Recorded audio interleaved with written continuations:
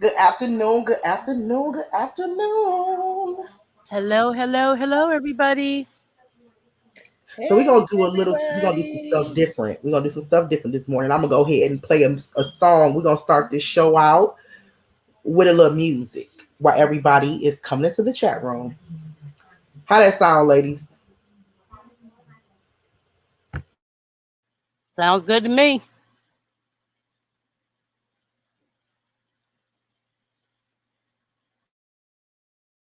Sounds good to me. I forgot I was on mute. Okay. Okay, everybody, y'all can make y'all way inside the chat room, and while y'all do, we're going to play some music. While you guys are making y'all way into the chat room.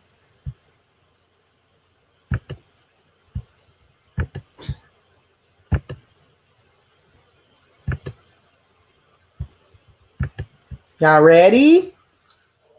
When y'all come on in, say good Yes. morning, say hello, say good afternoon, depending on where you at. Say what's up. Your mom's Don't is be so afraid. full. Don't be She went shy. to McDonald's It's to put been a a shake while. on We a miss you layaway. guys. That's so right. Your mother's so old. She We're needs going to something get it soft. cracking Just something today.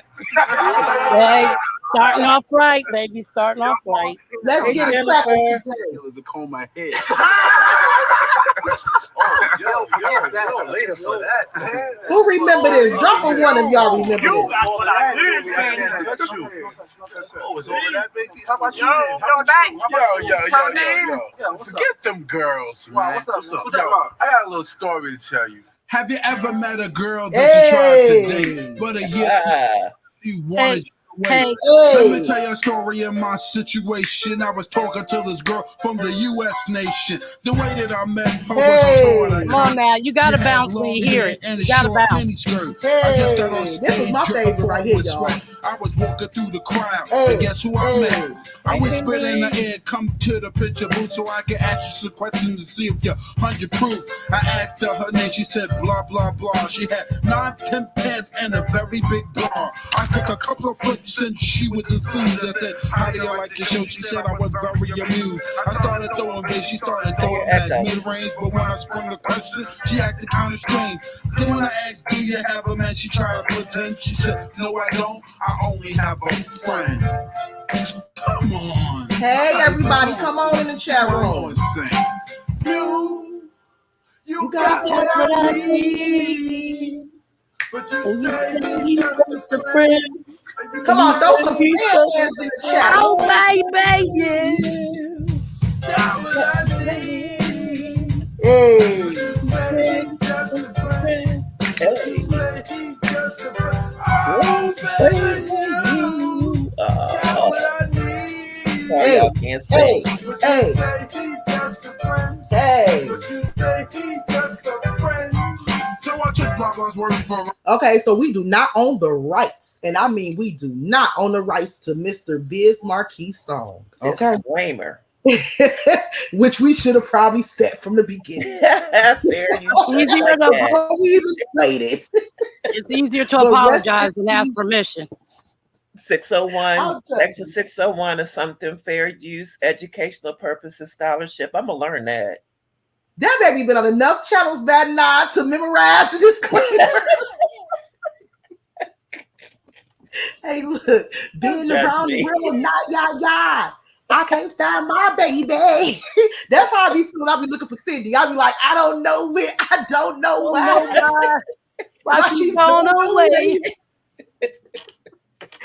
I don't know where the hell she be at. She be all over YouTube. My baby. Girl, I But be in I'm beef gonna find sector, you. black sector, crime sector. I be moving around now. Hey, Girl, you be Sakina. around. You be in them streets. Yes, it Y'all know, is YouTube don't Sakina. have streets. They got streets. YouTube got streets. Yes, they do, You be in honey. those streets, baby. And They let me be tell deep. y'all, let me They be tell y'all, let me girl. They tell be y'all. going in. Look, one thing about me, okay, like I was born and raised in the streets. So I try to stay away from the streets. You know what I'm saying? Like I'm trying to get out of the streets. People to me that's so, and I ain't talking about you, I'm talking about like some real life stuff. That don't mind being in the streets, that's because they have no idea what it's really like. Yeah.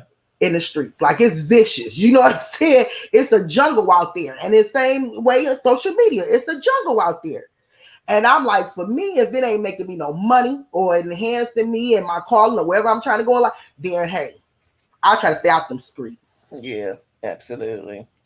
I'm not trying to be. I ain't trying to catch no bodies.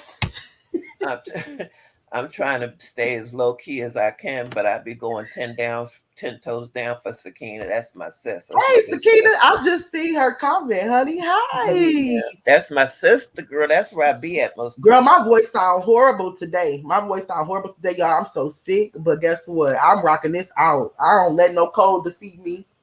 Shoot, I don't let nothing defeat me, especially not a little punk cold. But I know I just sound horrible, but hey, girl. Yeah, you're supposed to rap for your people. Like, rap for your people. I don't have no problem with that. Like, I'm always going to rap for my people. I'm just telling y'all why I don't be on social media as much is because I know social media will have me catching bodies. Like, catching bodies on social. Have y'all ever seen somebody catch bodies on social media? Hi. Right. Have y'all ever seen people catch bodies on social media? So there's so many soft thug keyboard gangsters out there. It's ridiculous. They really ain't about that life. Girl, I used to go live and go in on people. They'd drop caskets in the chat room. Like, I'm bodying them on live. I'm bodying them. Girl, used to. Oh my gosh, I'm glad that you have grown, but I do kind of miss those days. Do you know what? Girl, I ain't grown. I have not grown. I have not grown. I might. Yes, you have. Yes, you have. I have chilled. I think you have. Well, chilling is growing. You learn how to chill. Oh, I miss y'all. I might have to go back to. I think I might have to go back to some of your old videos and watch them. Danita, I'm gonna send you some of her links. Woo-wee. And let the dead arise. But anyway, y'all, we have a show. We have an outstanding show today. Y'all know we've been gone for a minute, and it's all my fault. Put the blame on me. These ladies are so dedicated to the point where I've never had a group of dedicated ladies like this before. And I started feeling like, okay, I'm dropping the ball. Now I feel bad. I do. I feel bad because I'm used to holding up my end of the weight, and I haven't really so much with I just started a business last year, and so my business picking up, and I'm really kind of pretty much just running a family business really on my own. And so that's kind of a little complicated. Then I kind of been under the weather for the last few days. So, but I wanted to make sure I was here today. I had to catch up with y'all. But I just want to let y'all know, shout out to the ladies for being there and being consistent. And the only reason why we did not show up 2 weeks ago was because of me. It was on me. But we got a show for y'all today. Wish her a belated happy birthday. Last week was her birthday. That's right. Happy birthday. Thank you. I turned 27. Yeah, again. I turned 27. Thank y'all. Again. 27. Yeah, it feels so good being 27, girl. I want to be 27. Girl, you can't. All you gotta do is just say you're 27. Like, right. You turn 27. Like I tell my family every year, whatever age I say I am, that is what I am. I said what I said. I'm 27. What I said. Because girl, I was outside helping Martez. We have a big tree in our backyard. And when we had the wind and rainstorm, some branches fell. And some fell on the roof, but over where the laundry room is. So he got a chainsaw and was cutting them down. And I was helping throw the leaves and the branches that were small down the hill a little bit. It ended up pulling a muscle and it hurt. Girl, you better keep your broke back mountain body out of lifting stuff. Look, let me tell you, the branches weren't heavy. It was just swinging it. But hold on, let me tell you. I said I have to listen to my body. Look, I have to listen to my body and not my mind.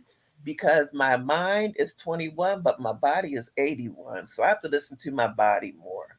Amen. I can't do the things that I used to do before. You could shift it. You could shift it because I was feeling the same way for a while. I was feeling like, honestly, y'all just turned 41. And I was kind of feeling like, okay, I was feeling a little bit older. But, my man was telling me like, you still young, you still got it. But my body was saying, B, you old, you get old. You know what I'm saying? Like you get up there and you can't do what you used to do, but you can shift it. You can tell your body, like, body, you're gonna have to get aligned with the way I think, with my thought process. Because if I say I'm young and I feel like I'm young, then guess what? My body gonna have to get in line. Period. Right. And it comes Absolutely. with eating healthy, because I changed my eating diet. I changed the way I eat, which is another reason why I don't have as much as energy as I had before. Because y'all, I ain't gonna lie, y'all. Soda, pop, what I call pop from Detroit, was my drug. Like, Girl, I don't was even say it. high off of pop. Like, seriously, a lot of times y'all might be thinking like, "Well, Malika on go." Well, she on speed. Literally, y'all, Coke. But when I started drinking, when I went from Coke to Diet Coke, it was a little bit better. But before it was Coke, Sprite. Like, I ain't care. Just something cold with some sugar in it. Really. Cappuccino during the day and sodas all during the evening. Girl, iced coffee from Wawa. Oh my God. So when I tell y'all, I had to literally like change my eating habits, my diet, the way I diet. Like now I take the little shot of NutriBurst and I drink the ISO tea. I don't know if y'all heard of that, but shout out to TLC. Shout out to TLC. I do y'all products. I love y'all products. I lost 30 pounds off y'all products, and I will be pushing y'all products one day. I'm just too busy right now. But shout out to TLC because they products work, baby. If anybody needs more info, inbox me and I'll tell you where to get that tea from. But anyway, I'm gonna do some before after body shots for y'all because baby, that quarantine weight left. But anyway, I don't like now because I'm physically like, because I literally shifted my mentality and I'm like, no, I'm not old. You know what I'm saying? My body gonna have to get in line with my thought process. Now I feel young, like I feel good. You know what I'm saying? Now I can actually be more active than I was before. I could do more stuff than I was before. And it simply came from changing my diet. And also, let me say this too, just doing slight exercises. Because I'm not the exercise person. So, and I don't like exercising because I don't like to be forced to, I don't like nobody in my face telling me what. I don't like the pressure. So what I did was I got my own membership and I started going at my own pace.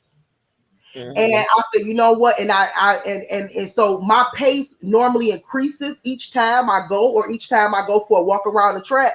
Mm-hmm. But I'll go at my own pace.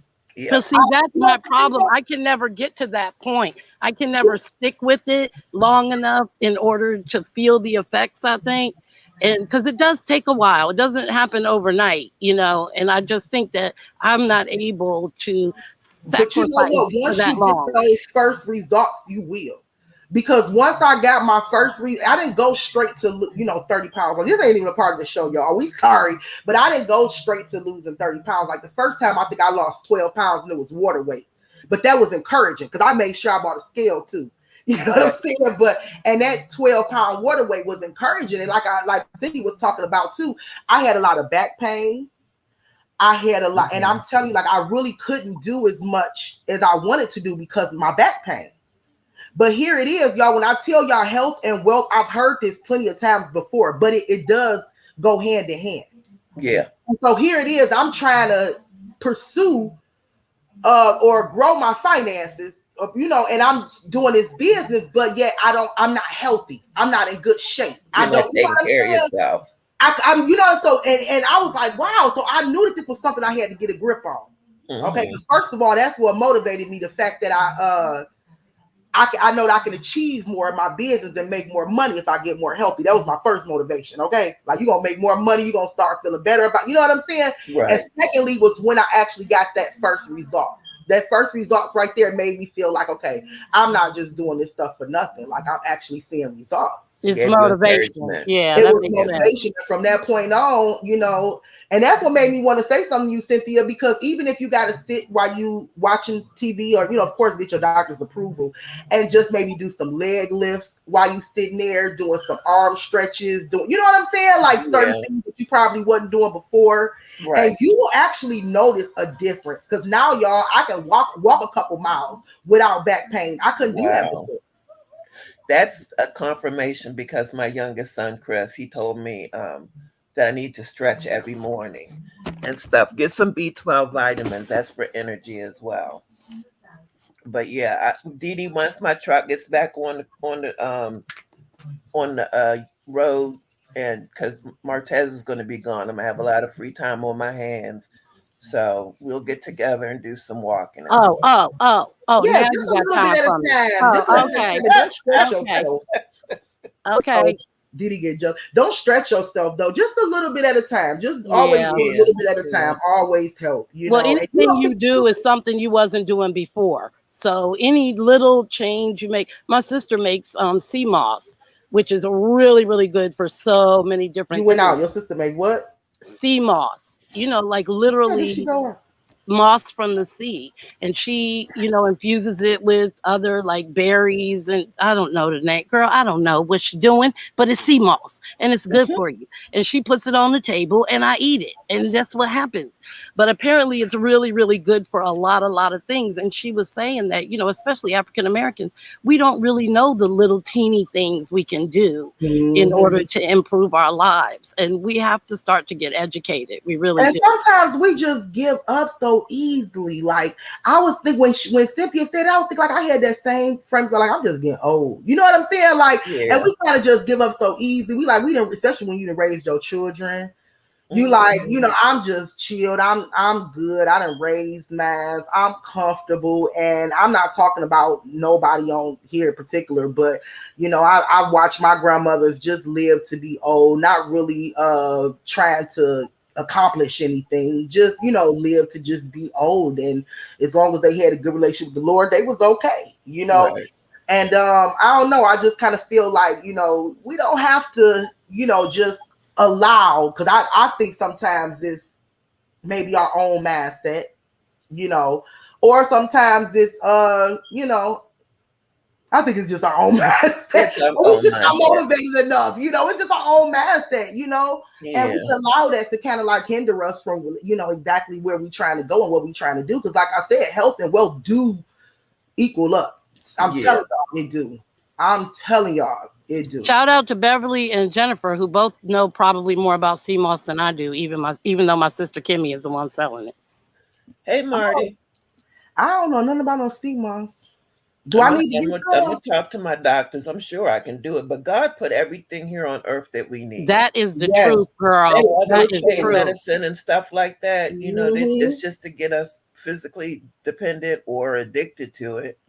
Yeah. And, they don't want us to get better. They just want to keep prescribing something. You have high blood pressure, then you get a pill for that, and then you start having side effects where it's messing with your stomach, so you have to get something for that, and then there's 3 side effects for that, and you have to get 4 more medicines. It's just like a never-ending cycle. It's a never-ending cycle. When I'm gonna really start looking into, I'm gonna really start looking into more healthier things. And my friend has been helping me eat better as well.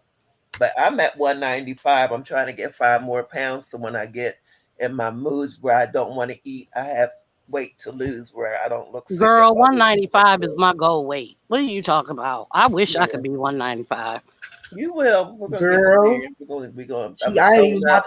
I ain't even about to get her the benefit. I ain't about to say nothing because I'm actually mad. She even said that. Everybody I'm just gonna act like she ain't crazy. Like, you want to gain weight? Everybody's trying to lose weight. You want to gain weight? I'm like, yep. Because I just go through spouts where I just don't want to eat anything, and then that's why I have to smoke my CBD because Lord forgive me. Well, yeah, I do, but that's why I smoke my CBD to give me an appetite, because I'll go days. Like my mother said, she eats to live, not lives to eat. Shout out to marijuana. I said CBD, dang it. Oh. Shout out to CBD. This a Christian show. You cannot be shouting out no marijuana. Shout out to CMOS. Anyway, we're gonna move on with the show. We gave y'all enough of our personals. Hold on, but we need to do a show about health. But you know what? Don't y'all feel like y'all know us a lot better when we give y'all our personals?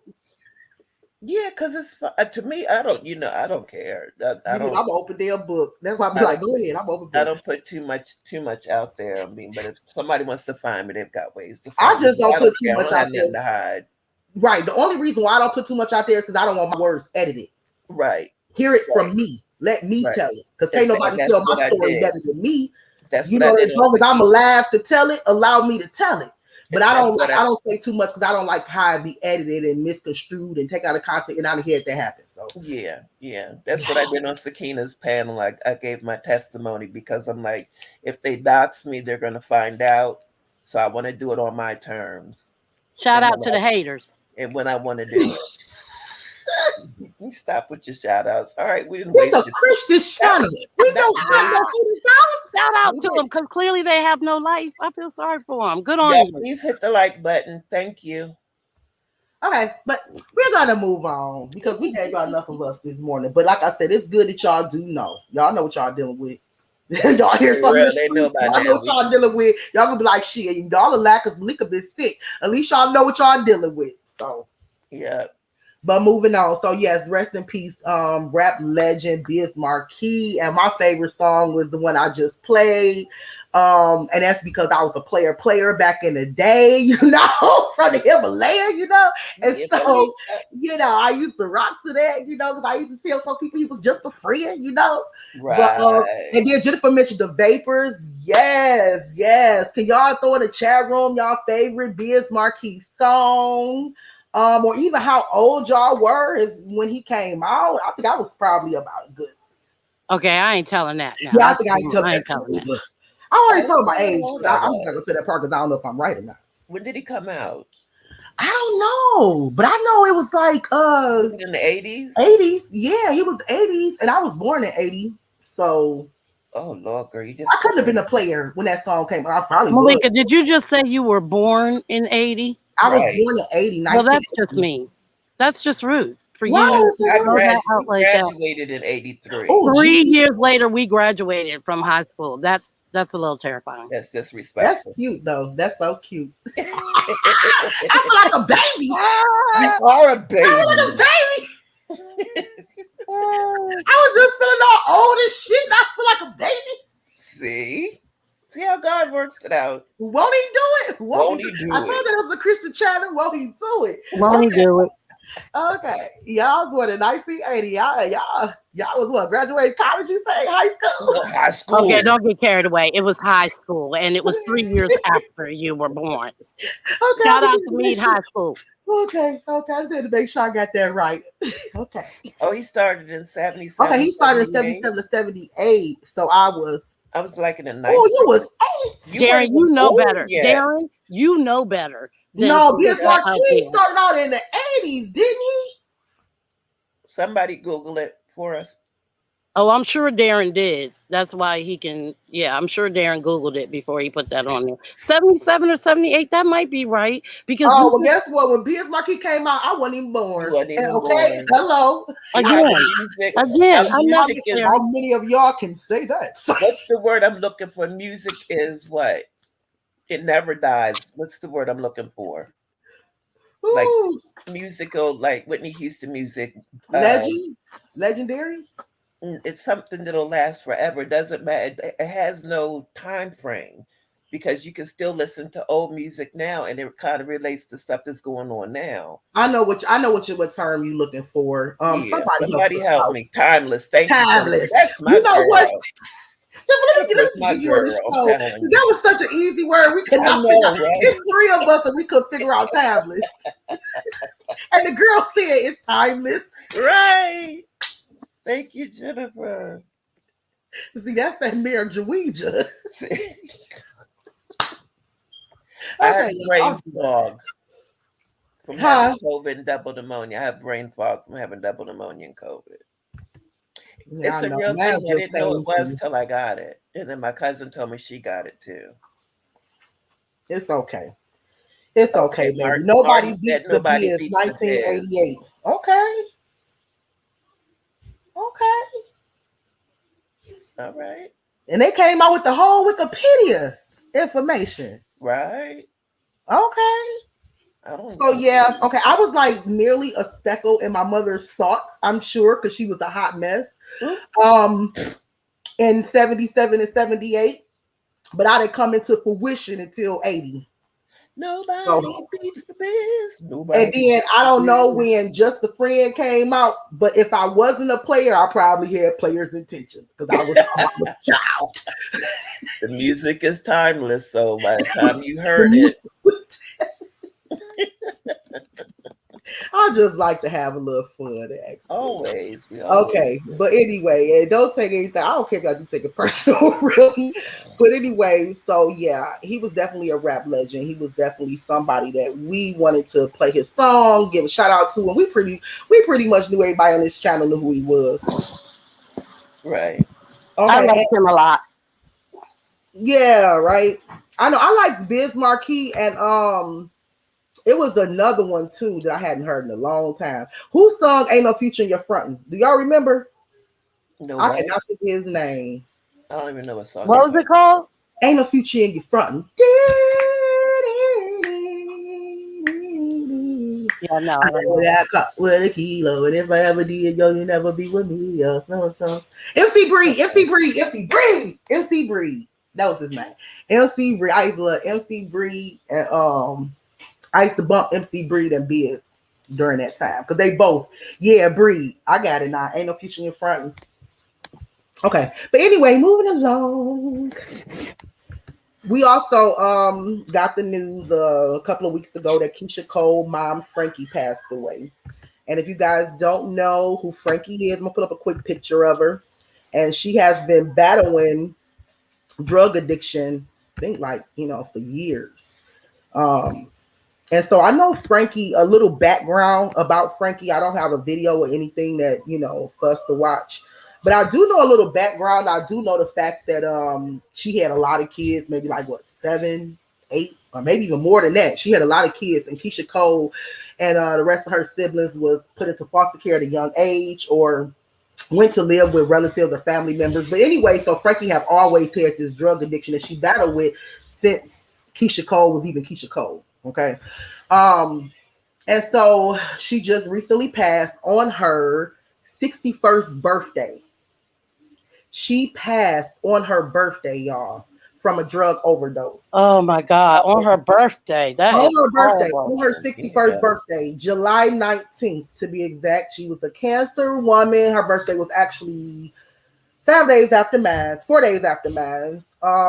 it's just really sad. And I know that Keisha Cole is really sad about it because they at one point they had a reality show. Did anybody watch their reality show? I sure did, and she was my favorite part of the show. I loved anytime Keisha was like, "I have to go meet with my mom." I'm like, "Yes, pause, popcorn." And Frankie and Daddy can't too. Wait. Cannot wait. Frankie remind me a lot of my mom. Really? But thank God my mom, she ended up getting clean. When I became a teenager, just about. She 13, she got clean. But a lot of Frankie reminded me so much of my mama, and watching a reality show and stuff like that. Oh my God, because she was funny. Wasn't she the one that said "man down, man down"? Yeah, that was her line, "man down." Because there's a lot of reality TV star moms who I actually like. Like I love Mama D. I like Mama D. I like Jim Jones' mama. But I think Frankie was one of my favorites. I think Frankie was actually my favorite. Yeah, I liked I love New York's mother. I forget her name. Oh, girl, back. But Sister she Patterson. Was something else. Not Sister Patterson. Yes, Sister Patterson. Not Sister Patterson. I ain't heard about that one in a long time. But yes, I mean, it's a lot of reality TV star moms who I think that they built their own platform off their personality. I mean, they just have amazing personalities. But Frankie, I mean, she was like one of my absolute best. And a lot because she reminded me of my mother. Yeah. And then when you saw her like around Keisha and them, I didn't really see the struggle. you know, and I guess that was something that you would have to know her personally to know. You know what I'm saying? They were honest about it a little bit. They were honest about it. But if you didn't hear it or know them, you know what I'm saying? Like you didn't just see it in her. I never saw her like falling down drunk or anything. Yeah, like none of that stuff. Like I used to see on a reality show where she was, you know, maybe have a few cocktails, taking them, you know, some shots back and stuff like that. But you know, we didn't really get we didn't see the struggle with her and her drug. You know what I'm saying? We didn't really see that part of her, you know, but she talked about it. She was very open about it. Keisha was very open about it. And I appreciate them for that. You know what I'm saying? Like I really appreciate them for that and bringing it on screen. You gotta respect it. And that's why I think America really liked Frankie, because it was like, okay, she is like an American mom. You know what I'm saying? A lot of us who have struggled through that stuff. Yes. Yeah. Functional addict, and that's what they call, and that's what my mother was too, a functional addict. My mother, from as long as I can remember, always kept a job.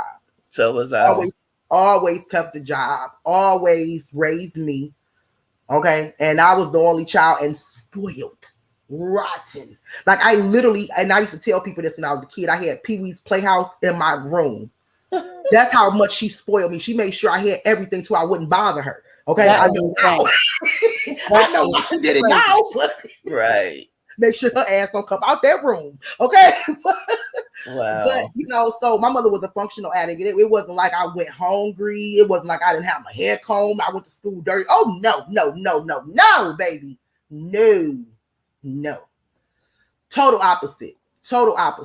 You know. Yeah, but, functional is the operative word. You know, you have businessmen, you have lawyers and doctors and people who are going to work every day high or drunk out of their minds.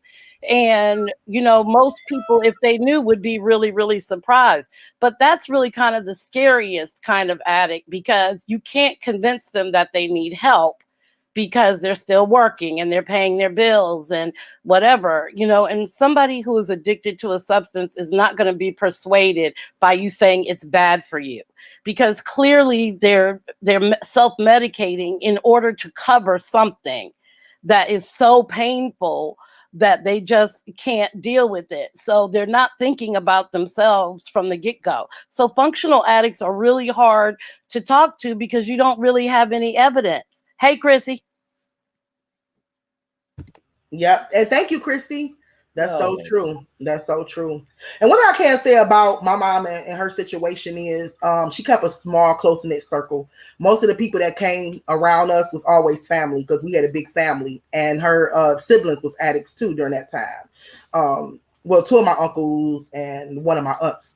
So she kept kind of a small circle. It wasn't like I had different people running in and out, you know. So like you said, it can be different situations, you know.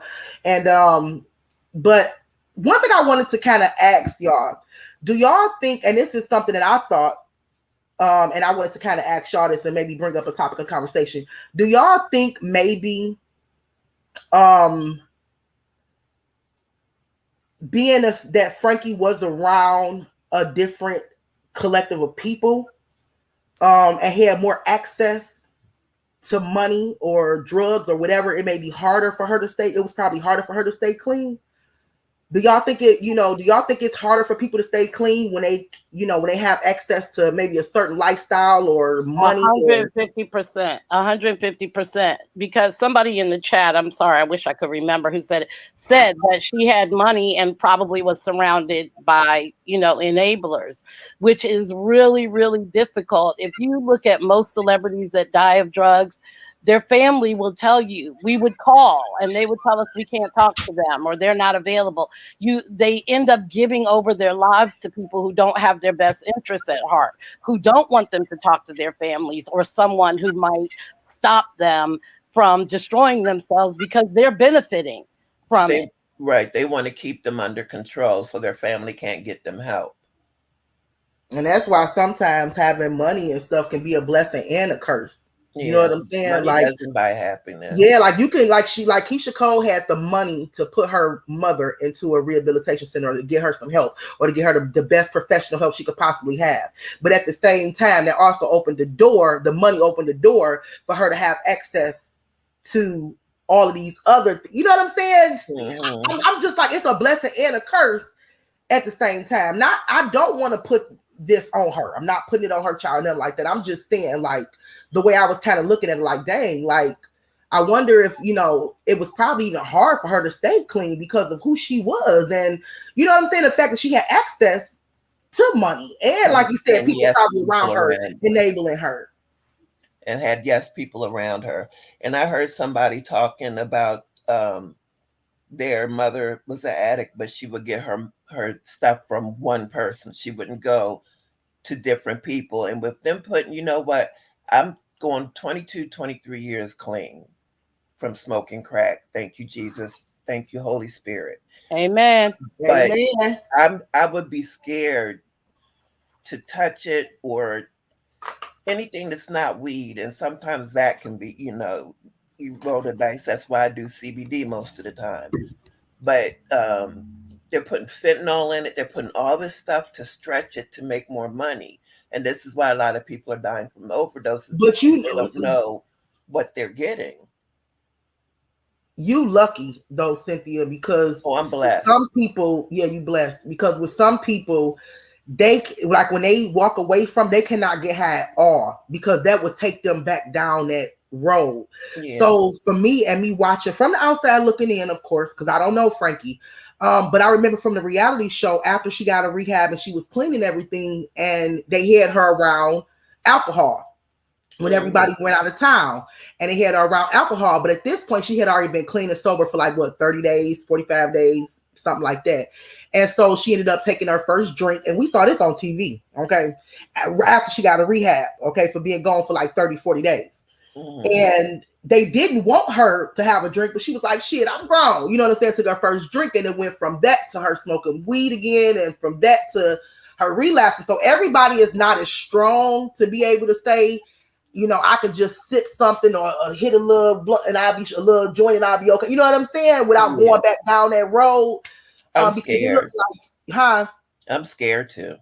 Yeah, I'm sure. The fear is enough for me. I promised God that I wouldn't, because I was in the reserves at the time, and they rolled the dice, and whatever last number came up, that's who they pissed that weekend. I'm sorry, you gave your analysis too. That weekend, and I had just smoked the night before, and it was garbage, mostly baking powder, but it still was enough to get into my system. And I was on pain medication for my back, so I went in there trying to act like that's what it was, you know. And then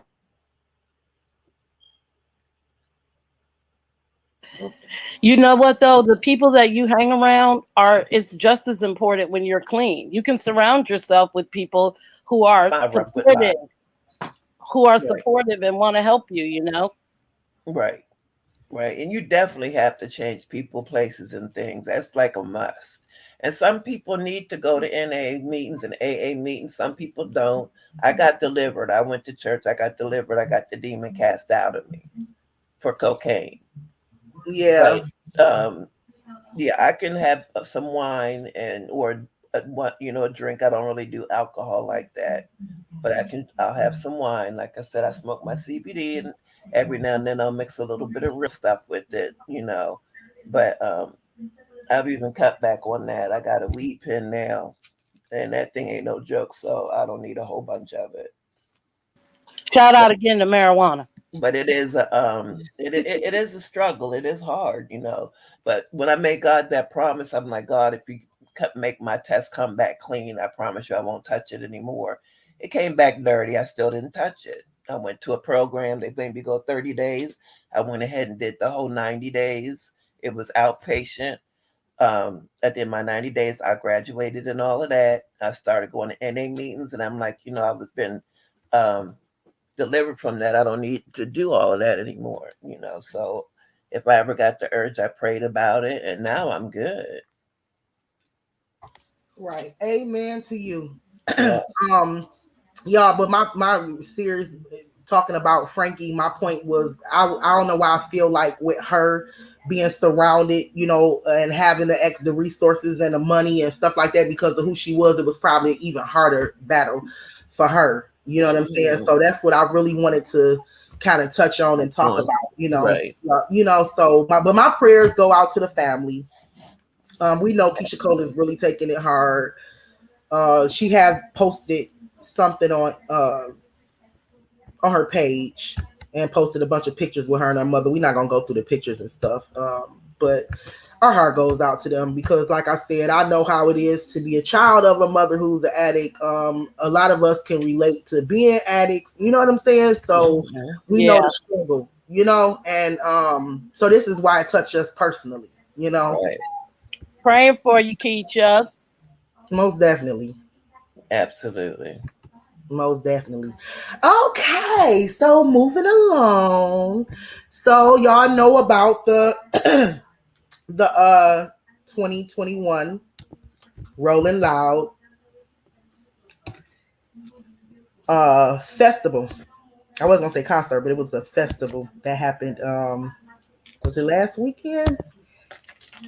And so what we're gonna kind of talk about is what happened at the festival during the concert, and also kind of take us back into what we discussed before about cancel culture, because what's going on right now is actually the definition or the example of what we spoke about weeks ago when Didi brought up cancel culture. And I think she actually asked the question, didn't you, Didi, about cancel culture? And we had a nice discussion on it. Yeah, that was back when we talked about it twice. We talked about it with the Trick Daddy and the Beyonce thing too, and how they went on his restaurant's website and got his put his Yelps down to 1 star and just but when you first introduced it to us. Yeah, I did that, but I'm too old to remember. But I Me too. I don't know what I said, girl. That was 3 months ago. Y'all don't even read the book. Anyway, I'm sure I had lots of examples. Some of them I agree with, some of them I don't. I think I brought up. You know what? I think it was it wasn't about the snatching the hat off the head. I don't remember. It wasn't about the snatching the hat off the head. I think the conversations kind of went hand in hand. But anyway, y'all probably don't remember because it was a while ago. But Didi introduced us to cancel culture, and I pretty much was like, isn't it the same as blackballing? If y'all ever heard of being blackballed from the industry, it's pretty much the same thing. But one thing that I noticed that's different between now and back then, and maybe even not between now and then, I guess it depends on what industry you in, okay? Because if it's Hollywood, like a movie Hollywood, I think that's where it's more blackballed. Yeah. Yeah, and I think when it's more of like the entertainment, it's cancel culture. When it's more of like the rappers and independent labels and stuff, it's more of cancel culture. But it's the same thing pretty much. Yeah. Y'all follow what I'm saying? Yeah. If y'all not following what I'm saying, y'all gonna get me in a minute. I know y'all too do, but absolutely, you're absolutely right. You're right. That's what I'm saying. That's exactly what I'm saying. So now you guys, if y'all not, I'm gonna kind of slow it down for y'all. You guys know what to be blackballed is in Hollywood. We've seen it before with Cat Williams, just to name a few. It goes back even all the way back to the 50s when Senator McCarthy was accusing all the actors and actresses in Hollywood of being communists. And then as soon as they were put on the list, whether they were or not, movie studios wouldn't work with them, record companies. So this has been going on, a really, really long time. Blackballing, I think, predates cancel culture because cancel culture is easier to do now with social media. Exactly. But yeah, I didn't go back that far. But you absolutely right, Dee. I can't imagine how far it go back, being the fact that these are the same people that control the media. So I can't imagine how far it go back. But just naming some people that we might be familiar with: Monique, Cat Williams, people that we actually seen it happen recently, like been awakened to it happening. Because I didn't know anything about people being blackballed. I think until maybe Monique spoke out on it first. I think that was the first time it really opened my eyes to the fact that they do this, And so when you brought up the cancel culture thing, I said, okay, so is that like blackballing? And so we know it's similar to it, but as you said, now it's pretty much the fans, the people, the followers taking actions into their own hands. And they can literally cancel you. And we use that as an example as we did with Trick Daddy and Beyonce. Trick Daddy said some things about Beyonce, and it might have been his opinion. It might have been freedom of speech. But what they do, the Beehive got on him. I mean, it went into his personal business. Okay, not even Trick Daddy, the artist, but his other business as a cook. Left all kind of negative reviews. Okay, so that's basically an example of canceling culture, shutting down deals. Y'all get what we saying. So basically pretty much the same thing, but now it's the fans, it's the followers, it's the gangs that's doing it. So anyway, there was a Rolling Loud festival in Miami where it was different performers happening. It was a 3-day event. So it was DaBaby who was on stage when a shoe was thrown at him. Okay, so we got a quick clip that we're gonna show y'all of the shoe and water bottles being thrown at DaBaby while he's on stage before we actually get off into the topic more of cancel culture. So I'm gonna pull that video up real quick so you guys can see that video. And the crazy thing about it is I got a few of them, so I gotta make sure. Because I got a few of them. Okay, so yeah. I'm gonna pull that up real quick so y'all can actually see exactly what happened while he was on stage performing. They blackballed Nicki Minaj. I didn't know that. Event. I think certain people, fan base, and this is just my opinion because I'm all new to the cancel culture thing.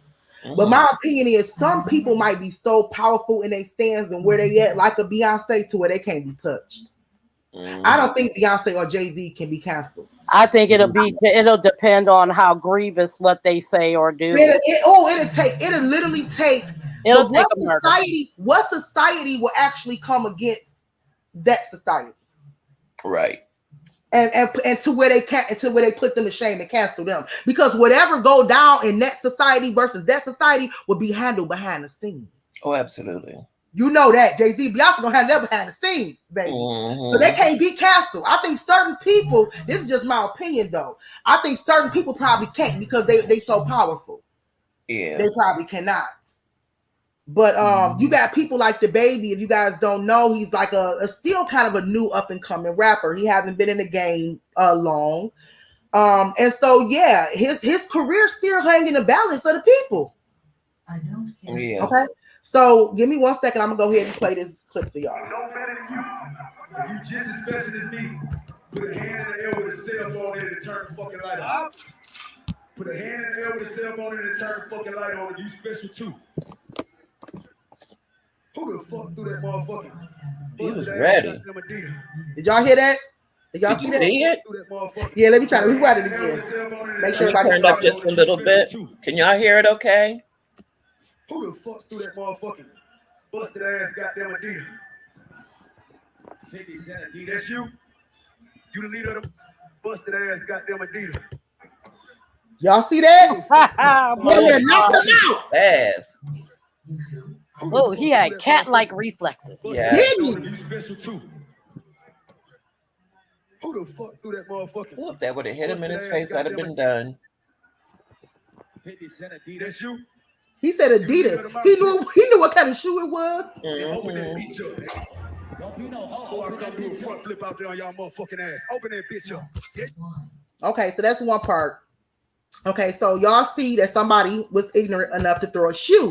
Now, I would thought the shoe was meant for DaBaby. I actually thought the shoe was meant for DaBaby, but from my understanding, he introduced Tory Lanez. He was bringing Tory Lanez into the stage, and I guess the shoe was meant for Tory Lanez. Did anybody else hear that?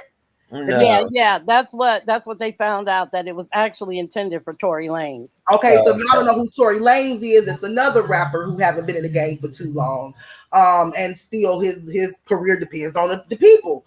But Tory Lanez is somebody that was accused of shooting another female rapper, Meg Thee Stallion, in the ankle or in the foot, and so apparently he's been ridiculed, and I don't know, I can't actually say canceled because I didn't even know that it was that serious until all of this right here. You know what I'm saying? I heard about the whole thing with Tory Lanez, but I didn't think that he was canceled, okay, until this whole little thing went down today. But Okay, so clearly the shoe was supposed to have been meant for him because they was bringing him out on stage. Wow. Right? Yeah, they was bringing him out on stage. And as you can see, it hit the baby. The baby was not happy about it. And the baby actually, and I'm not going to play y'all his whole concert because he had a concert, but before he left, he made some remarks that the world is not happy about. And this is where we're going to see the cancel culture kick in. This is where he's being slammed, y'all. He's being dragged. He's being ridiculed. I mean, he's losing deals, everything because of this remark that he made, because of what he said. So I'm going to go ahead and play that, and then we'll get off into a discussion, okay? A deep, heavy discussion. Okay, let me pull that up real quick.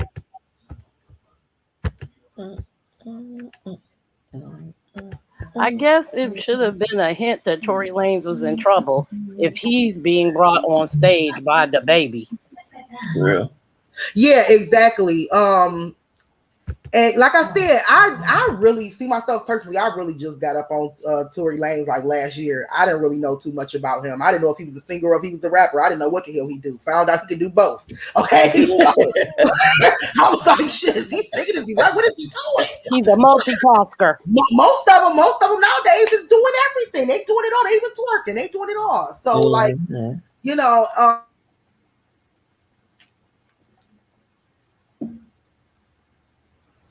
And affected his career because Maliki, going out to anybody? You're going in and out, babe.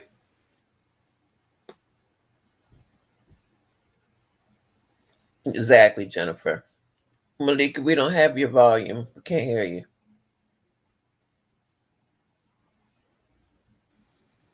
See, I don't think that while Malika's getting herself together, I don't think that you know, people realize how. Is that you, Malika? I thought I heard it too. Go ahead, Didi. I don't think that people realize, you know, how easily somebody's life can be taken down. You think somebody, you know, who's a multi-millionaire. Okay, Malika, you trying to play the video? You could just press play if you. No. You could have finished. You could have finished. Oh, okay. Yeah, I don't think they realize how, you know, how easily you may just want to, you know, punish somebody a little bit or make them feel bad, but you have no idea what you do to their family, to their business, to their career. That you know, that can just ruin them. Yeah, their real life. Yeah, and we starting to see it. Okay, so let me go ahead and play the video real quick.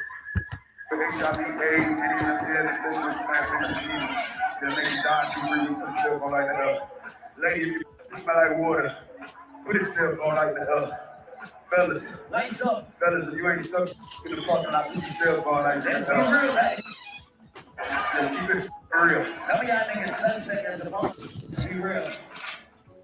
On the bright side of things, did y'all hear it? Yeah, that was really, really. I mean, it was obscene. What I'm gonna do is I'm gonna play it again. I want to make sure everybody heard it. You guys hear it? Chat. Can y'all hear it? I'm behind the scenes, so y'all have to let me know if everybody dropping a 1 or a 2 because I can't see. Okay, everybody drop a 1 if you can hear it, please.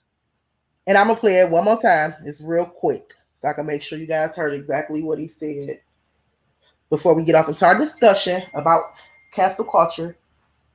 Drop a 2 if you can. Drop a 3. I was gonna say, let me behave. I'm gonna start telling people to drop a 4 5. Well, you know what? The volume is all the way up, so they can't hear. Ain't nothing I can do about it. Okay. So I'm gonna go ahead and play it again. Bab said, yeah. Lady, smell like water. Put yourself on like that. Fellas, lights up. Fellas, you ain't stuck in the parking lot. Put yourself on like that. Keep it for real. Now we got niggas suspect as a boss. Let's be real. Okay. Was that Tory Lane in the back that was talking? I think so. Yeah, yeah. Y'all suspect as hell. Yeah, that was Tory Lane. Yeah. So, ladies, if y'all stuff don't smell like water or smell like water, I don't know. I don't know how that is. That a compliment or? Yeah, I don't know. I don't know what he was talking about. Nobody really addressed that. He said something about the AIDS and HIV. If you don't have AIDS and HIV, you want to quote it for me, Danita? Yeah, he said if you don't have HIV or AIDS, he was telling everybody to put their phones in the air, and he was talking about different people doing it. If you don't have, he's after. They ain't gonna die in 2 weeks or some shit. Right, yeah, Something like that, and ain't yeah. gonna die in 2 weeks or something. I could. That's why I want to quote it and say it wrong. Yeah, that's right. That was the gist of it.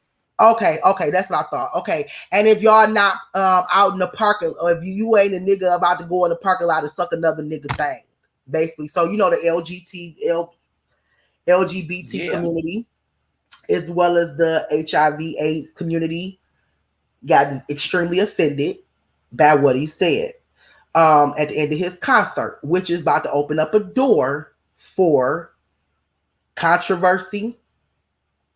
And for him to possibly be canceled. Okay. And so we want to discuss this. And Danita, you asked a question behind the scenes about freedom of speech and him actually, shouldn't he have freedom of speech? But I'm gonna let you go ahead and ask that question and ask it to everybody. Yeah, here's my thing. When does cancel culture infringe on free speech?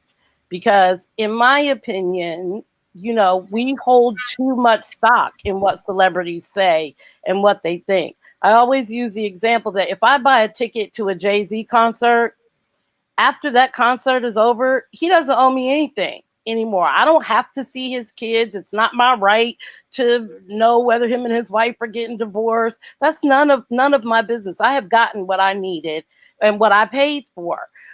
But if they say something in the private, of their home, they just talking to their wife or whatever, I don't think that we should be able to hold that against them. On the other hand, if I'm watching the Jay-Z concert and he busts out with some, if you not whatever in the parking lot, well, now you're infringing on my money. And I didn't come here for that. Should he be canceled for that? Absolutely not. I disagree completely with cancel culture because everybody is entitled to their opinion, no matter how stupid it is. Yeah, my opinion is even with freedom of speech, if you're an entertainer or whatever, then you have to be mindful of who you have in your audience.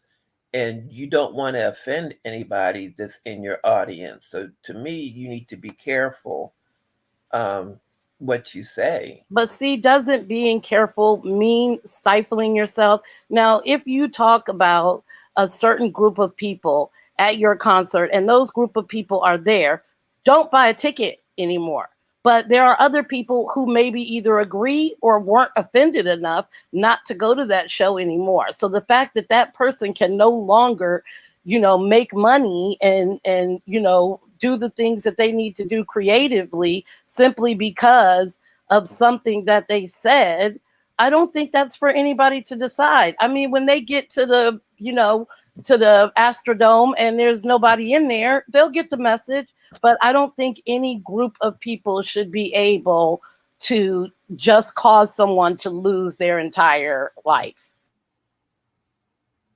So Tory Lanez spoke out on cancel culture, and this is what he said about cancel culture. He said cancel culture doesn't exist. It's just a small group of ninjas on Twitter tweeting at the same time. I love that. Pretty much, and this is, I really like that too, because it really differentiates cancel culture from blackballing. And now we seeing something that's actually a little bit more, well, I ain't even gonna say more powerful, but something that's can happen so frequently and at the drop of a dime. You know what I'm saying? Like, to where it's just ridiculous. Like, one day you're a millionaire and the next day you have lost your house, your business. It's a wrap. It's a wrap. So like he said, it's just, but the whole thing is it actually exists because it make it how can I say this? It exists because it make an impact on these people. It's effective. Yeah, absolutely. That's why it actually exists. So I don't agree with that part, but at the same time, it is a group. It is groups of people. It is fan bases of people It is a lot of times people that's just following a wave. People that's jumping on to follow the wave because they don't want to go against the grain.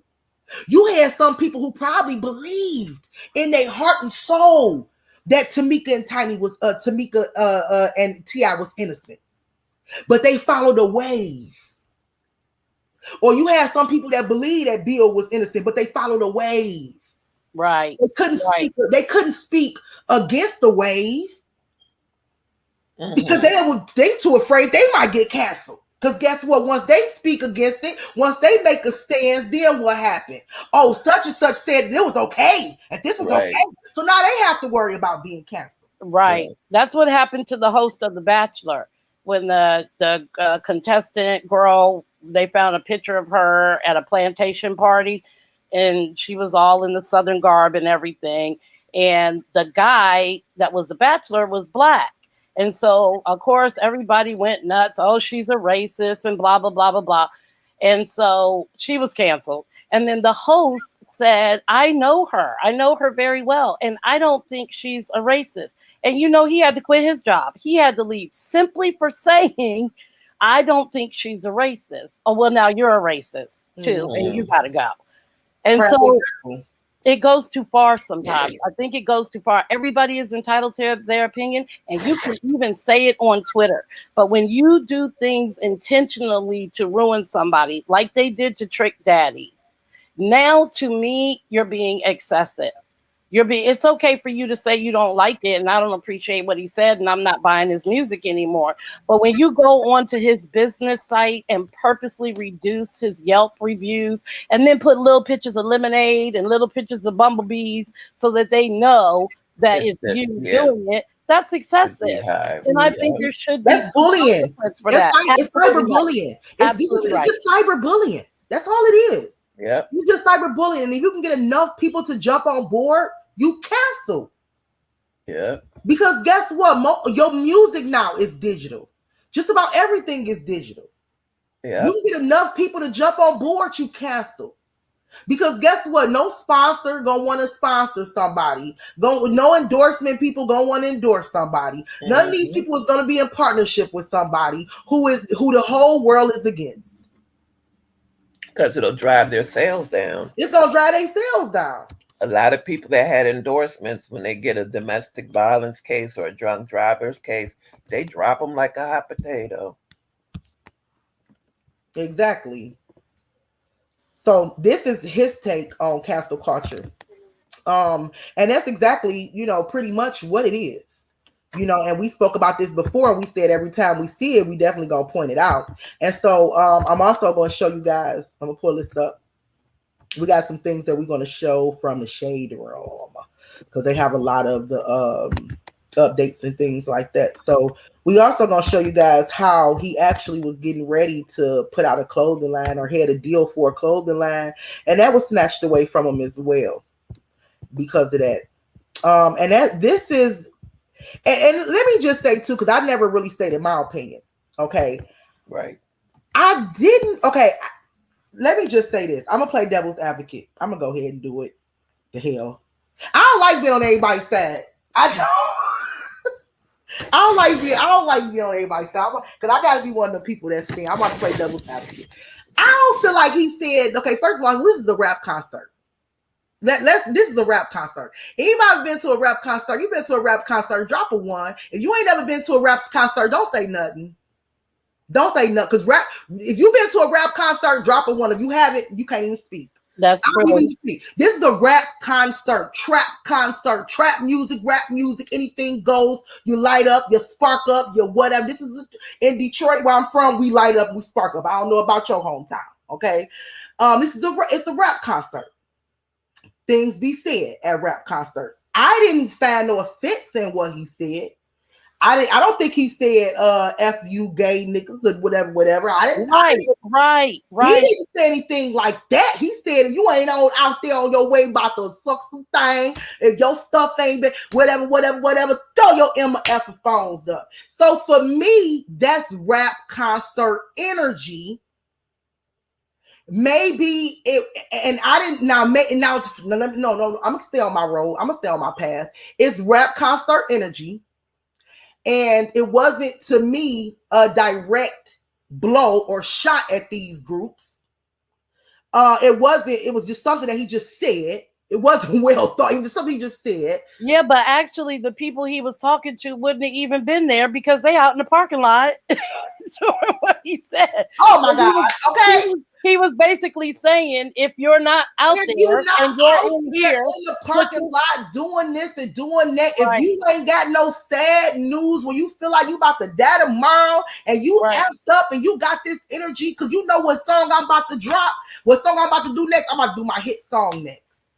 The one y'all all came to hear. So if y'all know a rap concert, they always kind of get you hyped and pumped before that one hit song about to come out. They talk during that part. They always say something during that part because when they about to drop that one hit song, they get you riled up. Okay. I don't think I've ever been to a rap concert. What? Another thing too. Let me say this. Another thing too. I'm sorry. I'm only gonna play devil's advocate. Another thing too. Would it have been a big deal if he would have left the LGBTQ community out? If he had left them out and just said, your stuff don't smell like fish, ladies, because you know, me and in the rap music industry that took shots at the women, the straight women for years. Yeah, absolutely. Years. Yeah, we've been bitches and hoes for quite a while. Hold on, let me finish, Didi. We didn't been bitches, hoes, your mama's hoes. The Snoop Dogg then brought women out with chains around their neck and called them dogs. And was not canceled. So my question for today is, if it had not have been him mentioning one particular community, would this shit be going down right now? Yes or no? Drop me a 1 if y'all agree. Drop me a 2 if y'all don't, and tell me why. I think that if it had been said by a heavy metal group, it would have just been considered rock and roll. If you had a heavy metal group get on stage and say the exact same thing that he did, the entire audience would have threw up their horns and lost their minds. Well, what about like T.I. said? What about if Lil Nas X said it? Lil Nas X, when we had, I think 2 weeks ago, we did our last show, or a couple weeks before that. Remember when I told y'all Lil Nas X said that he was for the month of June, right? That month he was gonna sleep with 1,000 of his fans, 100 of his fans, or something like that. Okay, so if Lil Nas X said during his break, during his interlude, or whatever you want to call it, if he said, if y'all ain't out there sucking no dick, put your hands up, would it have been different? Definitely, because he's gay. So was the offense in the fact that he said something, or because, you know what I'm saying? Like, was it the fact that he's a straight man said something, or did they actually get offended by what he said? The way I took it, and again, I don't really understand what the hullabaloo was. I don't think what he said was that bad, but I think the intention was that because he's straight and he said that, it's sort of a slur against them, because I guess it's kind of like black people being able to say nigga and white people not being able. It's okay for us to say it because we understand the meaning of it. But I don't get why that would be a slur, because as you said, he didn't say, F all the gay people, I hate gay people. He didn't say anything like that. So I'm a little confused as to what the hullabaloo is all about anyway. Like I got to talking and totally forgot to pull up this totally forgot to pull it up, but I'm gonna go ahead and pull it up and show you guys how this have affected his career, which I don't agree with it. Jennifer, absolutely. Everybody is really sensitive these days. You can't say too much of anything now. Everybody, you got to be politically correct, and you have to, especially if you're a brand. Like Jennifer said, everybody's walking on eggshells because everybody's afraid of what they're going to say is going to offend somebody. Man, you know what? This is something that you have to consider as well. this is something that I said to y'all behind the scenes. You got to also consider that a large amount of their sales come from the LGBT community, or come from a certain community that you might turn around and diss. You got to think about is a large part of your sales coming from that community. And he might not have seen it as a diss, I'm sure. I don't think he saw it as a diss when he said it. You know, it's just, I think it was just him just being him in his atmosphere, in his zone. Yeah, I don't think he really was with all his people. You know what I'm saying? And he just said it, you know. But at the same time, you know, do rappers have to be politically correct? How do you say it? Politically correct? Absolutely not. I don't understand why people seem like it. No, absolutely not. Hip hop is not about being PC. It is about being careful. And look, Didi, hip hop is a culture. Yeah. And it's a culture. It's a certain lifestyle. That's exactly right.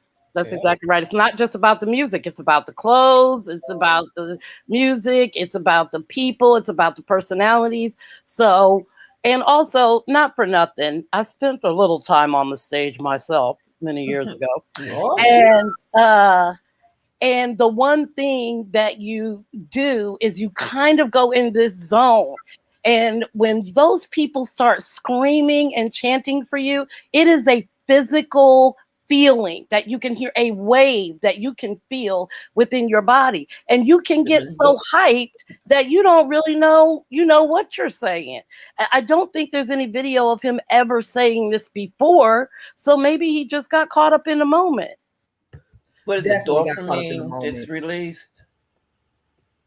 Definitely got caught up in the moment. And maybe it wasn't the right thing to say. I read your comment, Darren. You absolutely correct.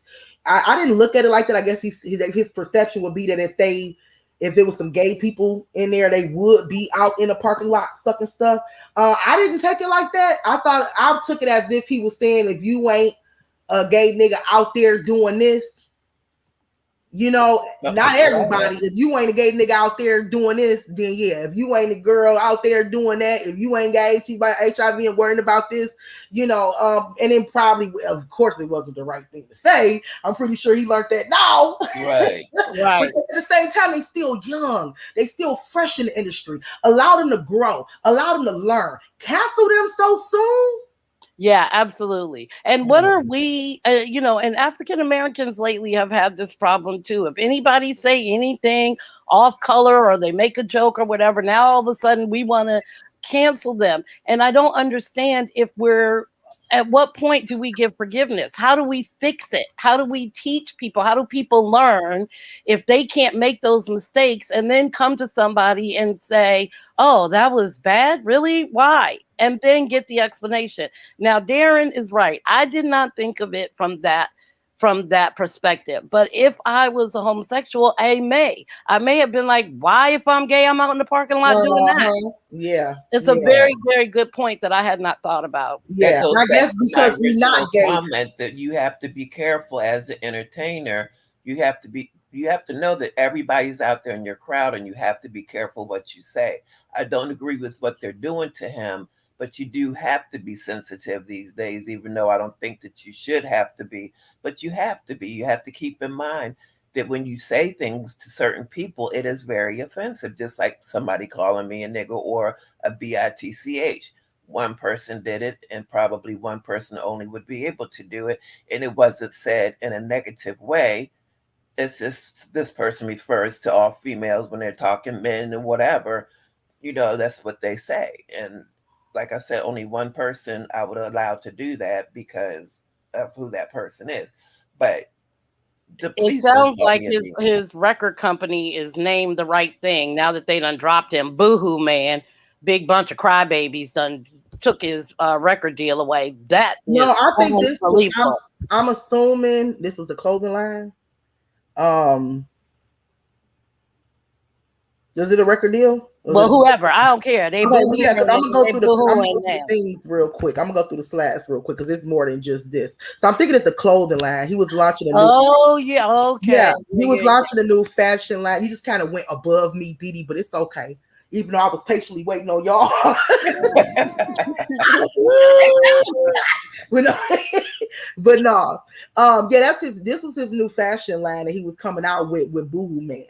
Okay, and so as y'all can see, I think he had already launched it. And this is some of his stuff right here.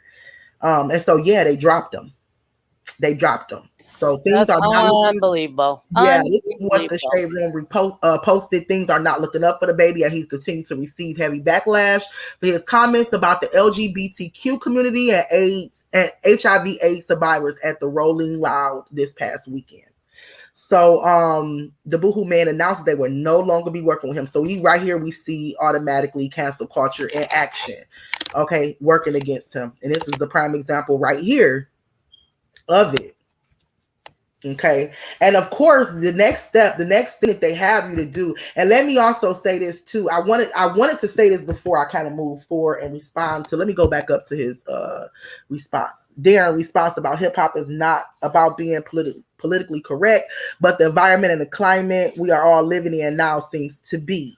Look at the comics who now have to watch what they say. That is so true. Church, that's what I was talking about the first time. Thank you. They are also real quick to cancel the comics and stuff like that. But also think about too that me saying that hip hop being politically correct. When you do have certain hip hop artists that speak out or and give you their political stands on certain things, like for instance, when you had Lil Wayne sit down with Donald Trump, or Ice Cube sit down with Donald Trump to create some kind of plan for the Black community. They were ridiculed. They were dragged. They was ridiculed. For a while for that. A while for that. So it does seem like when it comes to the industry, period, you have to be like, when you, as far as being vocal, you can have your own private, personal feeling about stuff. But when it comes to being vocal about it, you definitely seem like you have to be politically correct. It's just in my opinion. Today it seemed like that. When before you had artists like NWA, and you had artists that back in the day that was pretty much just like keeping it 1,000 and telling you what we dealing with and how the cops over here beating up the Black man and da-da-da-da-da. You know what I'm saying? But nowadays, they was even getting attacked back then and getting threatened behind the scenes back then.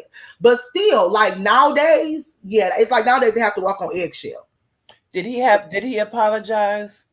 Who? I was reading Jennifer's comment. Yeah. Let me go to that right there too. I'm sorry, y'all. Now, see, and that ticks me off because what do I believe? What you said at first, or now your apology? Here's my thing: if a person can come and say, "Wow, I had no idea that was offensive," is it really? To me, that should be enough. And how do we move on if you don't allow people, to have a conversation and, learn about what they've done wrong? So you're just done forever because you said that you got caught up and said something funky, and now that defines your whole life. Let's read his apology. Let's read his apology, because I think that his apology was sincere, but I also think his apology was his way of saying, like, if I offended anybody, you know how you can do that one apology like, oh my God, I'm so sorry, whatever. But you can also have that one apology like, okay, well, if I offended somebody, those type of apologies, I am sorry, I didn't mean to. Right. Like them type of apologies. So here's his apology right here. He said, anybody who done, y'all see it kind of, I guess, cut that off right there. Anybody who done ever been affected by AIDS, HIV, y'all got the right to be upset. What I said was insensitive, even though I have no intentions on offending nobody. So my apologies. I really think he meant that. But listen to this. But the LGBT community, I ain't tripping on y'all. Do you? Your business is your business. I ain't mad at that. I ain't mad. That's why I said, hold on.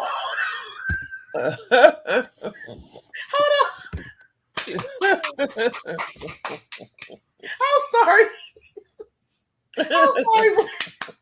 I am not mad at that apology one bit. No, that's a real coming from the heart apology. That he really meant that. You know what, y'all? Let me tell y'all something for those that just might not like it. This is a new generation, baby. Y'all ain't got no Uncle Tom on their knees, ready to bend over, ready to plead. No, this is a new time, a new generation. And they said what they said. What they said. Period. This is a new time. This is a new time. He said, but the LGBT, I said what I said. You got to get out your fifis.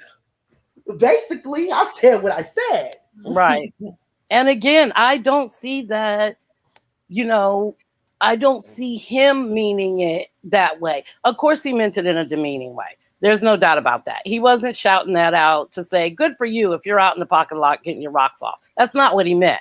So, of course, he meant it in a derogatory way. But how derogatory? And if he is willing to lose that portion of his audience, then that's fine. So be it. Yeah, and sometimes they don't know how big that portion of their audience are. Right. They have no idea. Like they don't know. I was going to say something. It might actually hit their pockets. Mm-hmm. They're gonna feel it. Their pockets gonna feel it. So you have to walk on eggshells. As you gotta, you either that or don't say nothing at all. Okay, yeah. I like a new artist that came out. I don't like too many young artists, but he ain't new. He been out for a little minute, but he came out around the time the baby now. But his name is Roddy Ricch. I don't know if y'all know him, but I love him. I love Roddy Ricch, and so his album cover said, "Excuse me for being antisocial." I said, "I know that's right, boy." Yeah. To me, you better shut up and just get your money. I follow him. That's the only rapper I really like. I follow him. That when I tell you that boy don't drop nothing, and I just still be following him. I be following for nothing. Okay, all his fans follow for nothing. He might do a little what is it called? A little story, a little quick story that is gone in 24 hours, and I'll be happy with that little story. And guess what, y'all? He don't say nothing. In that story, he don't say nothing. It might be pictures. He don't say. That boy say, "I'm antisocial." You better be. Well, yeah. You better know why you in it. And then when you listen to his interview, you listen to him talk. He's so smart. He's so intelligent. He like, I'm not about to talk. They asked him about another dude. I'm not about to speak on that man. I feel like, oh boy, because the world is so quick to get you caught up in some stuff, and then turn around and cancel. Yeah. You want me to be this person. You want me to be rambunctious and vicious and blah. What you like, right? You like this part of me. You want me to be a killer and da. But when I body somebody, you turn your back. You find out who your friends are when you're ready to be canceled. I can't stand the world. Like you said my skin was too dark, so I bleached it. You said I had a big nose, so I got it smaller. And then you turned around and said, I don't look like myself. How about that? How about that? That is so true. That's what the world would do to you. I applaud him for staying on his own. But I'd be damned if I'm going to change my appearance to make somebody happy. Exactly. And I do applaud him for standing on his own too and saying, I do feel bad. I shouldn't have said what I said as far as that right there, but as far as that right there, whatever. If that's how we feel, right? If that's how we feel, then hey. I think it's important though that he has no record of any kind of bashing against LGBTQ. Yes. There's no video of him saying this or saying anything like this before. So I just marked it off to, okay, you had a bad day. You're getting all this backlash. Bet you won't do that no more. And then let's move on. Right. See, I marked it off like she is a rap concert. Anything goes. People be throwing. You're liable to hear anything. Yeah, for real. You liable to do anything. Like seriously. I mean, all kind of stuff get thrown on stage. Sometimes water bottles. So hey. Yeah. But yeah, we have spent a lot of time on celebrity news and gossip. Didn't even think it would be this long. But yeah, that's the story on that. So I'm gonna go ahead and end this right here and let y'all talking about the culture. My thing is about gun violence. Now, before the July weekend, 74 Chicagoans were shot and I think 3 passed away. Chicago's gotten really bad. There was a killing, if you guys heard, there was a guy that defamed Nipsey Hussle's mural at the near the marathon.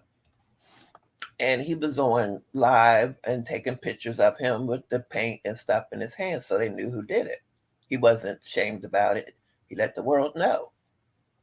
There's a video now where he was talking to a friend on IG Live, and one of the ops, pinned his location, walked up to his door, and shot him 17 times in the face and the chest.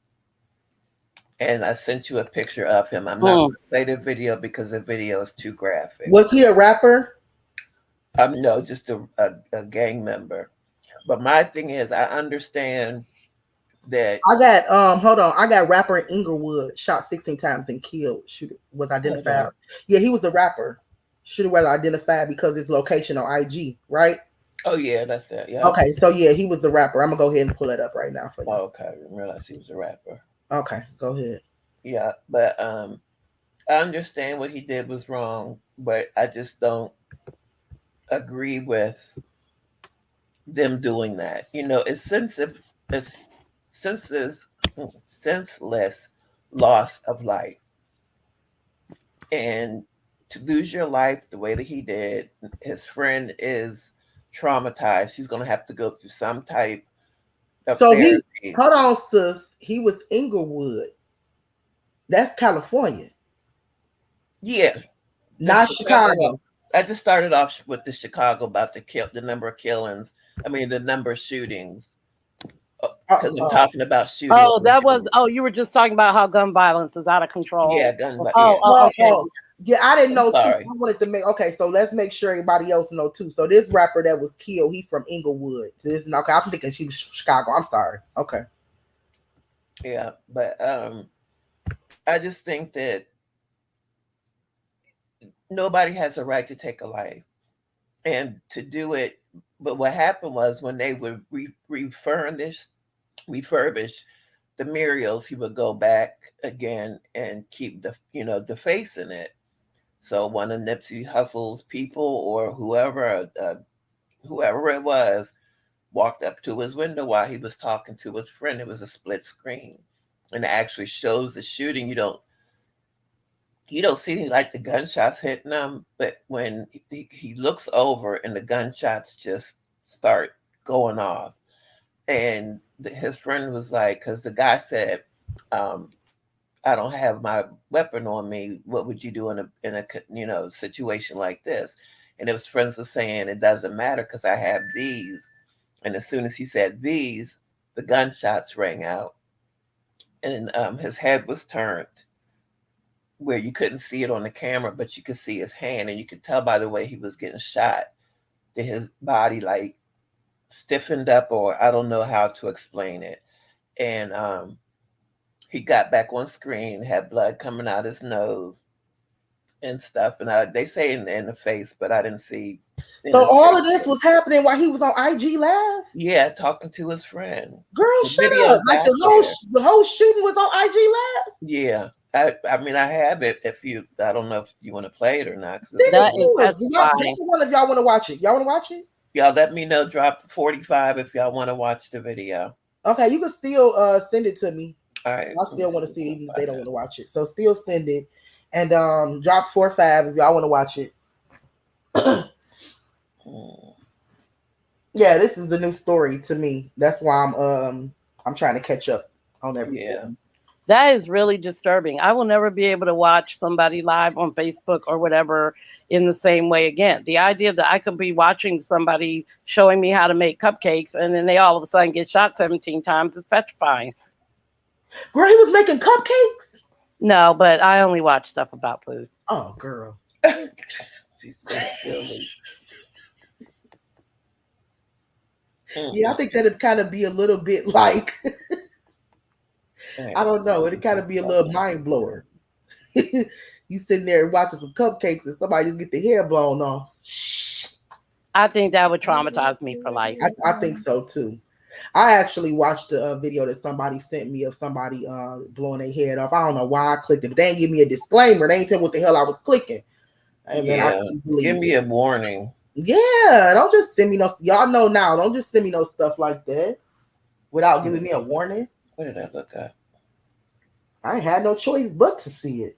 Yeah, I mean, that's the thing. That's what I think is so traumatizing is you can't even brace for it. You know, you can't even prepare yourself. Okay, I know it's coming. I know it's coming.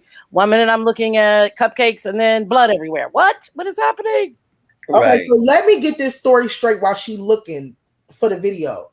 So was it the fact that it was the disrespect? He was from an opposite gang. It was the fact that he was a blood and he was standing by Nipsey stuff, and it was like, was it the disrespect in that?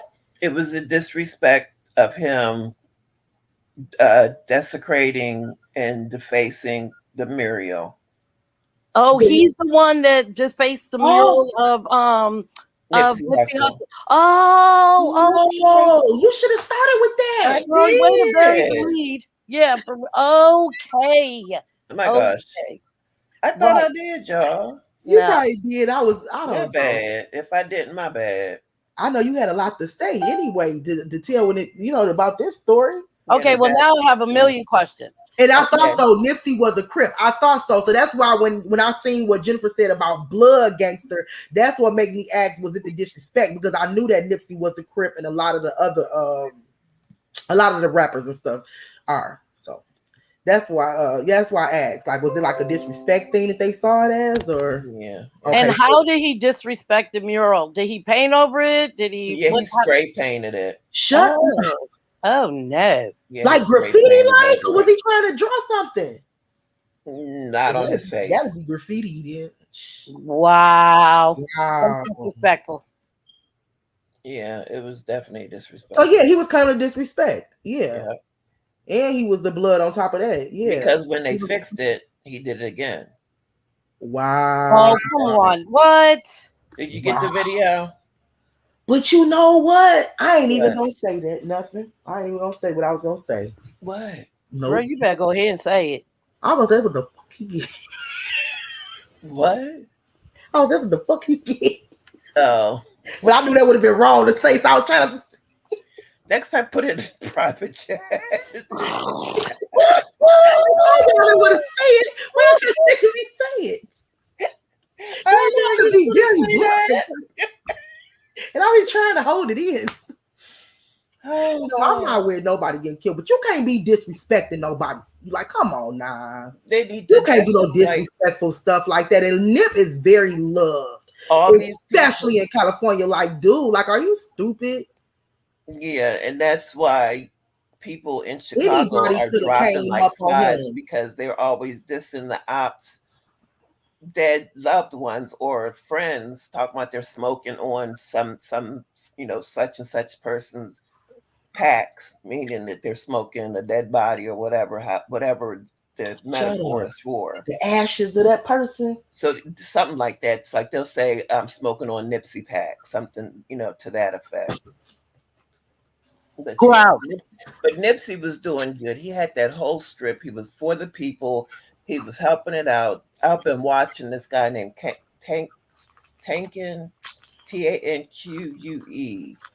I think is how you spell it. And he's been going over the Nipsey Hussle case, and he's got a lot of information on there because we were watching it, the video of it after he supposedly got shot, and when the medics got there to turn over his body, rigor mortis had already set in, and there was no blood on his shoes, his socks, or his t-shirt. So how he gets shot that many times in the front and there's no blood? So they think he got murdered somewhere else, and they reenacted the crime, and then called the police like it just happened. I don't know. They're saying it was a Nipsey Hussle lookalike that was there, or you would have to listen to him. He's got some good information on his channel. My question when something like that starts to go around is why? Why would they fake? Why? I don't know why they would do that. I mean, if they just killed him, that made sense. But why they would go through all this trouble and time and money that it would take to do that is beyond me. Yeah. I don't know. Okay, so are we Video? doing the video or what are we doing? I got the video. I'm pulling it up now, y'all. Oh, okay. Okay, I got y'all. I had a sticking piece of candy. I was hungry. So that dude must have been a blood then, maybe. If Nipsey was a Crip. Yeah, I think Jennifer Where said was that. he from? Because he wasn't from here. I forgot what they call them. Does anybody know? Remember? The what, babe? Rolling Yeah, the Rolling 60s. Sixes.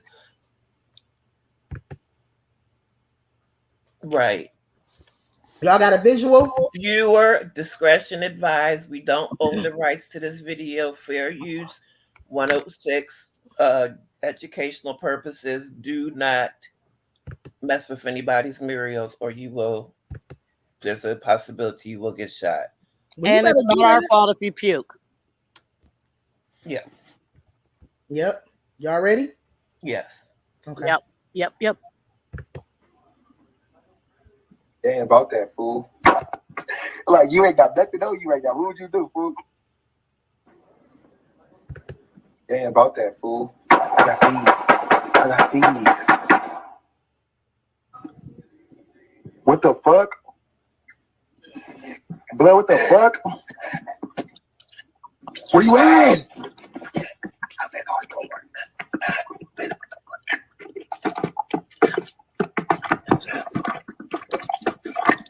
Oh, shit. Oh my God.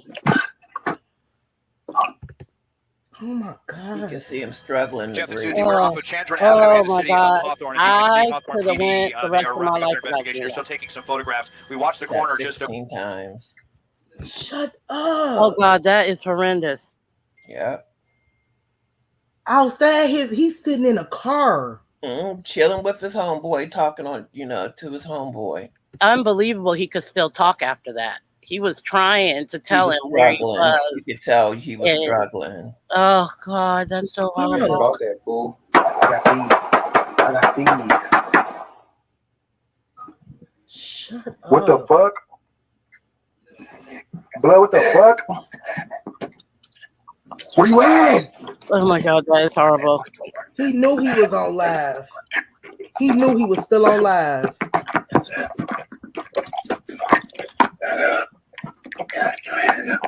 Oh my God. Lord, Yeah, that's bad. That was Yeah. hard to watch. That was a lot. But a lot of people That have was a been lot. getting murdered, committing suicide on IG Live. It's like, or Facebook Live. It's like the thing to do now. Kill What is somebody this on world live. coming to? It's crazy. Jeez. It's crazy. They probably gonna take this video down. You think they're gonna take this video down? They probably gonna take this video down. It's been up there for a week. Jennifer Is this was video saying on? they Is this shouldn't video have on that YouTube? video up. Is this video on YouTube? I got it off of my Facebook group. Yeah, But I don't know if it this was video on YouTube. YouTube don't like that killing stuff. That yeah, they'll take it down. Yeah. So if we get any strikes, and y'all know that this video, well, let's enjoy it while we on here. I'm gonna leave it up, but if it get take it down, then we know why. Yeah. The algorithm will pick it up, and they don't really mess with that violence, that gun violence. But dang, like that really, oh my gosh. Yeah, that bothered me a lot. But this next story is I really feel bad for what I just said. Like you just you don't do stuff like that. You know what I'm saying? I don't want to see nobody die, but you don't disrespect the dead either. Or you gonna end up dead. Damn. That's karma. Did anybody believe it? You reap what you sow. Do anybody believe in sowing and reaping? Do anybody believe that? You just can't, consequences are going to come with everything you do. And some of them are more extreme consequences than others. And, if you're crazy enough to do that, you got to think it's somebody out there crazy enough to punish you for it. And you don't let your location be known, especially if you're sitting still and you don't have no weapon on you. But he wouldn't have had a chance. Hey, fresh baby. He wouldn't have had he got in the car and sat there And you could see when he looked over it when the person walked up, and they just started firing. Oh my God. And that's why I said Nipsey was so loved. It could have been anybody. Yeah. It could Yeah, have see, I thought he was on live to a bunch of like to everybody. Like he was, like you do Facebook Live been. He where probably everybody can was. see He it. was. He was He on was, IG sweetie. Live. But Okay, they can invite people on their live. Oh, I see. So it was him and his friend talking, and everybody could see it. Watching. Yes. Yeah. Gotcha. Still sucks. Yeah. It does. So because it was exposed to everybody that was watching. Yeah. Dang. That sucked. It was crazy, wasn't it? I didn't expect to see that, y'all. And I'm speechless. I'm gonna let y'all continue on. Just let me know what y'all need me to do. Yeah. But my next story is about a father with 5 children. And his daughter's 14, her boyfriend's 17. And the father had issues because of their age difference and stuff. And of course, the more that you tell them not to do it, the more they want to try to stay with them. So the boy was crawling through the girl's bedroom window on the 2nd floor, and a neighbor saw him do it. So the neighbor alerted the father what was going on. So the dad went upstairs, confronted the boy. They came downstairs, fussed a little bit. The guy left. At some point, the boy brought his father back, and they were talking and, talking things out. And then all of a sudden, they started having a gunfight. And the dad was shot, I believe, in his chest and passed away. And the boy got shot, but non-life threatening.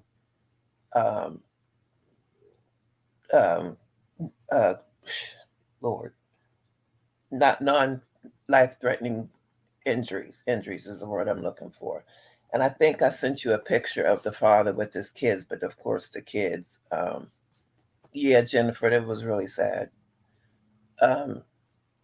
Yeah, I'm trying to pull it up. Okay. So it was the daughter's boyfriend? Yeah. See, this is why my daughter is never going to date for the rest of her life. And for that matter, it's crazy women out there too, so my son can't date neither. Girl. You got to pray, you got to pray, you got to pray. Yeah, my daughter, I ain't want to talk about my child. But yeah, she ain't dating. She ain't ready to date. She just focused. We just don't say that. Well, my daughter's 25. Yeah. 27. My son is 25. Oh man. Oh yeah, shit. Oh, okay, so if you're a homeowner and you haven't claimed your 90. Hold on, I'm pulling it up, y'all. Trying to get through the commercials for us. It's a quick. It's a 7-minute video. So is it something I need to pass back? Oh no, this is Willie D. Willie D be talking his butt off and never showing what happened.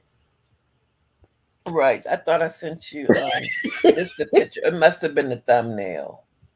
Okay, so yeah, I got the picture. I'll just pull up the picture. Yeah, that's what I wanted. Yeah. Okay, because Willie D will talk. Yeah, he don't show no. And don't I think show he nothing. might put the sometimes he'll put the link to the video that he talks about in the description. Okay, so the father. Jennifer, I heard about that too. Nice looking man too. Yeah. How old was the dad? It's kind of blurry. Dang, that I don't have. Maybe they blur their faces out on purpose because they was young. Yeah, they're all minors. Oh, okay. I thought he had 5 kids. My apology. But it's the girl in the middle, right? That's probably her. Yeah. I think I saw another picture of them. Or it could be the girl on the right. Which I want to see a picture of. Let's find a better picture or something to use. Let me see if I. Because that video they blurred out their face. They're probably gonna. And I know she have to feel horrible because I'm pretty sure she did not expect it to go down like that. Exactly. But this is why your fast tails need to listen to your mama and your daddy when they tell you that somebody might be the one. You don't have the foresight or the life experience to judge this person as well as your parents who have dealt with people like him probably their whole life, and they got his number as soon as he came up. Oh, my mother's an awesome judge of character. She's My never been my wrong about grandmother any of my was. friends. My grandmother was. My grandmother, I used to be so mad at my grandma, like, why you looking at her like that? Why do you treat her like that? She's like, I don't like her. I don't know why. It's just something about her. And you know what? She was always right. I would find out later on that she was a snake. And I'm like, Grandma was right about you. You know what I'm saying? I'm like that with my child too. And I think that's why she's real cautious about people. I'm going to send you a picture of what he did to Nipsey's face, too. Okay. Oh, That is crazy. So we'll look at that real quick while you find the other video or whatever. Let me see if I can find another picture. I think Check the private chat, y'all, too, at some point. Okay. Oh, shit. So what are your thoughts, Didi, other than your children can't date?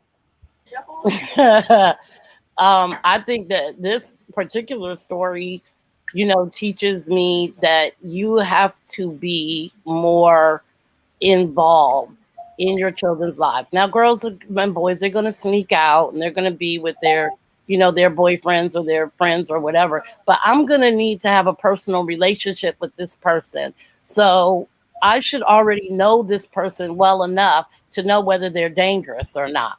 Right. Because somebody that does that is not somebody who woke up a pastor's son on Monday and killed somebody on Tuesday. There had to be signs. The argument was probably about that he didn't think she was appropriate.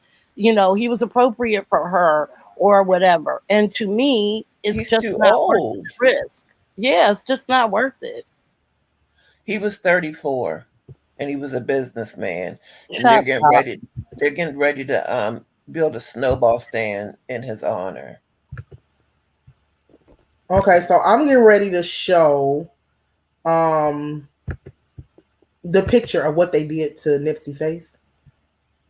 Oh shoot, wrong one. And the police are trying to figure out determine how the argument turned deadly and who fired the first shot.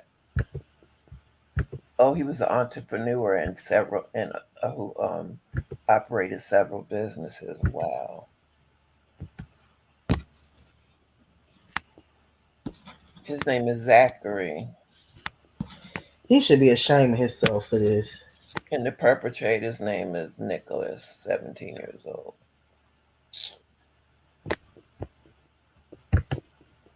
I'm in this group called the No Shoot Zone. I think I've told you guys about it. So I'm in charge. I'm the head person for the victims awareness page that we have. And it can become overwhelming. We also have a missing persons page and Us for Us, where we share different things. You can post just about anything on there if you want to, promote your business, if you want to help the community. Like when they give out food and stuff like that, we post stuff like that there. People promoting their business. And then we've got missing persons page. So we have 4 pages. But this stuff I have on my page on the victims awareness. But see how he did with the spray paint, and every time they fixed the guy that shot on IG Live. Okay. Such a handsome young man. He didn't have a chance. He was a sitting duck. Yeah. Well, he had a chance. When he did what he did, he should have bounced. Yeah. That's like you robbing a bank and sitting in front of the damn bank and counting your money. Right. Like that was just dumb altogether. And to see what he did just pisses me off too. So yeah. That's how I feel too. Okay, we can move on. I just want Jennifer, we are definitely in the last days. We're going to go over just a little bit because we still have a couple more stories to share. So if y'all could just bear with us, we'll really appreciate it. So we might be going to like maybe 3:15, 3:30 at the most, the longest. So if y'all can give us another half an hour, we really appreciate it. So go ahead, you guys. Yeah, I was just gonna talk about Joel Osteen, but I can skip that one. It was just about him buying expensive cars and stuff like that. So he's under investigation now. I think he got a PPP loan, and he's not using But that it for man the did right not get no thing. PPP loan. Huh? You said Joe Osteen got a PPP loan. I don't know. I probably did. Exactly, Fresh. Lord, have mercy. You know, my mind be scattered sometimes. But he's misappropriating his funds with however he's getting them. Don't they all? Yeah, but are we sure about that? Because Joel Osteen had a lot of money from the get-go. So, I mean, if he did get a PPP loan, for the church, on behalf of the church, that's one thing. But he does public speaking. He goes to other churches and he gets paid for that. He might be able to afford a Ferrari on his own. I mean, he Yeah. might have had enough money to do that. He definitely have enough money to afford a Ferrari. That man is rolling in dough. Yeah, but people are That's saying a that his 501c3 church church. members, They don't pay no taxes. his church members are struggling. They have to pay tithes or whatever, and he's living large. But let me tell you, my aunt, she's That's what I'm 96. saying. Is any of that money going to his members? My aunt's 96, and she built her house one stage at a time. By the time she finished her house, she did not have a mortgage. She does not like debt. She doesn't have any type of debt. Again, you're burying the lead. Aunt Christina is a pastor. A pastor and apostle. Thank you. Right. She never got a salary from the church. She worked. She has property that she rents. Homes and apartment complexes, like maybe a a little apartment complex. So she makes money like that. She's a businesswoman, an entrepreneur, and stuff. So she loves Mercedes. Mercedes. No, BMWs, whatever she likes. It's a nice car, but she pays cash, but she's got it because she's got other sources of income. Well, here's my thing. What I think is, pastors, money that is donated to the church should never be spent on the pastor. If you have even one person who in your congregation does not have electricity or is about to be evicted or doesn't have food on their table, you should not get an airplane. I'm sorry. This church is not going to buy you anything.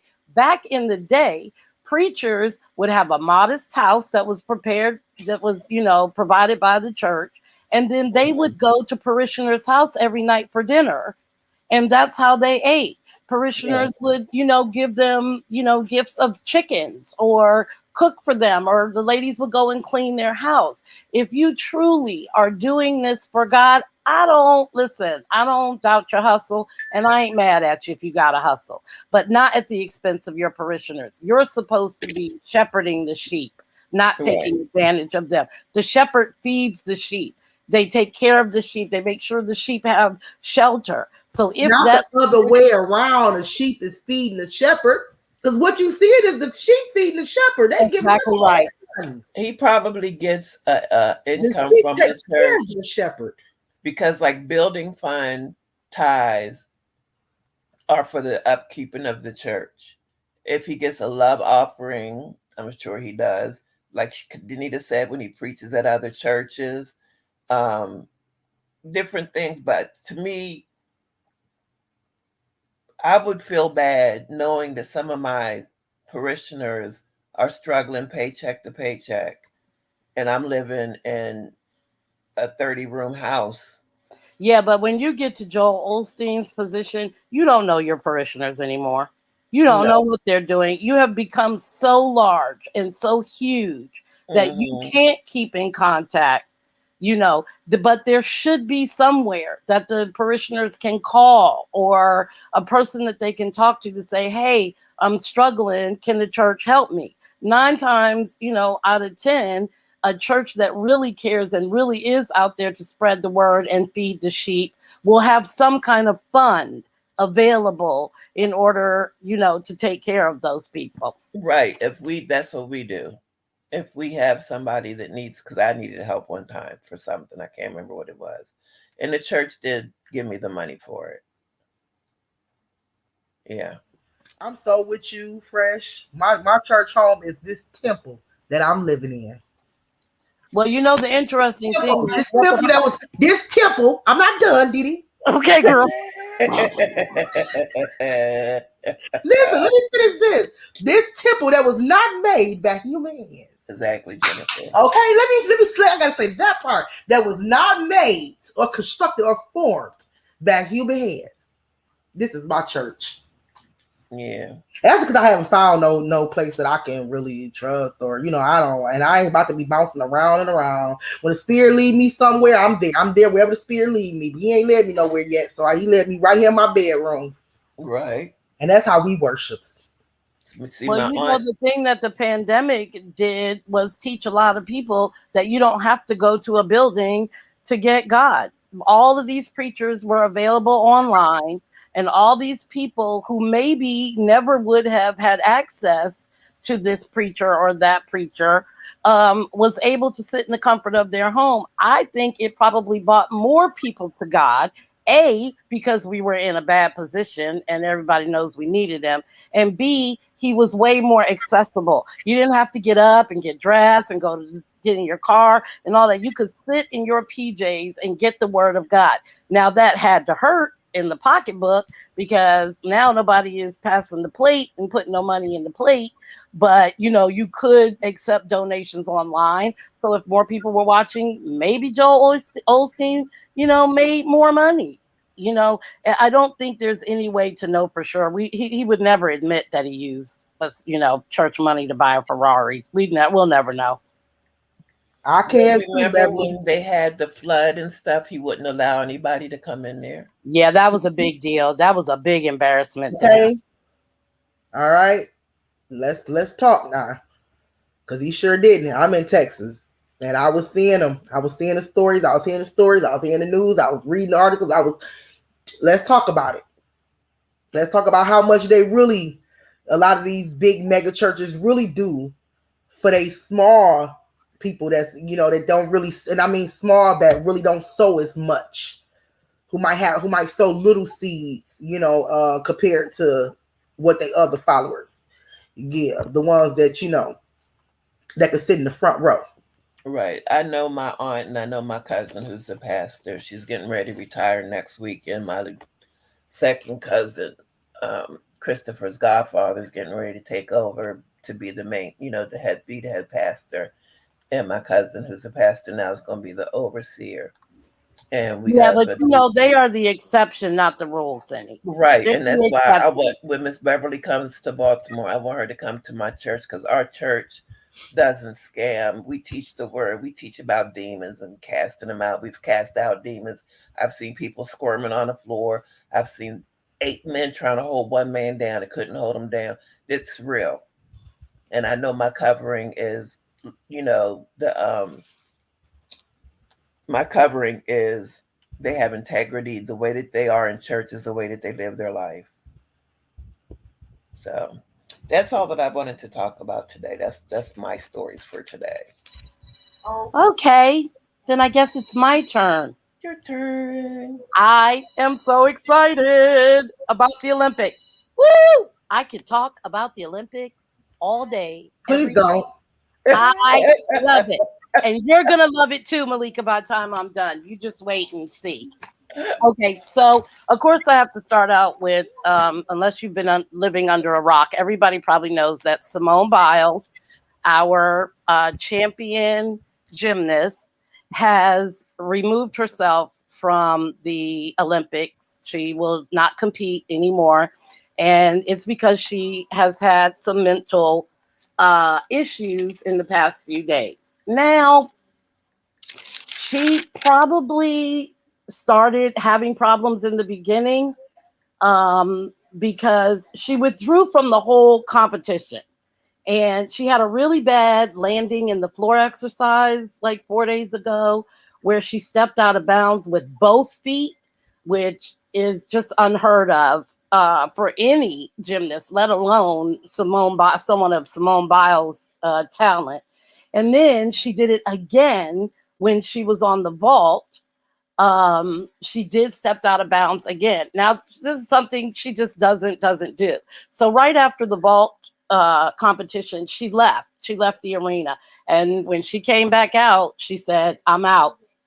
I'm not doing it anymore. And she explained that, she had been off all day, and her coach, Laurent Landy, said that because of the difficulty in her routine, she has the most difficult routines in the world, not just in the Olympics.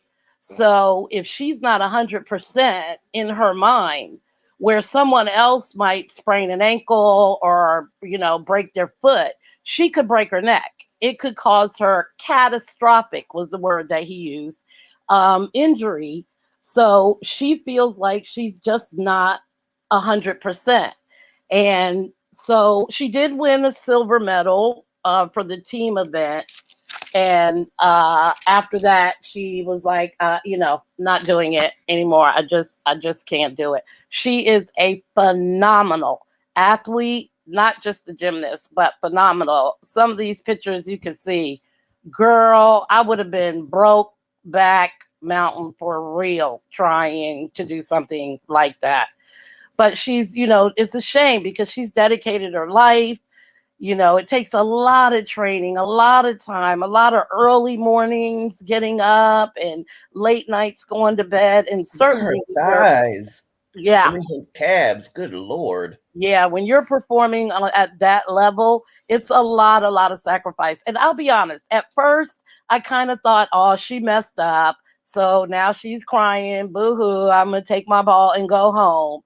But it did make sense that she was probably in a bad mental state before that because of the, mistakes that she made, which she never, ever makes. So I believe it. I respect her right to say, yeah, this is important, but it's not more important than me. I agree. I think it was the right decision for her to remove herself if she thought that she wasn't in the right frame, or if she was injured enough where she couldn't perform to do what she needed to do to help the team win a gold medal or perform the way that she knows that she can perform. That I think she made the right decision, and I'm sure it was a very difficult decision. And I've seen this girl. Good God Almighty!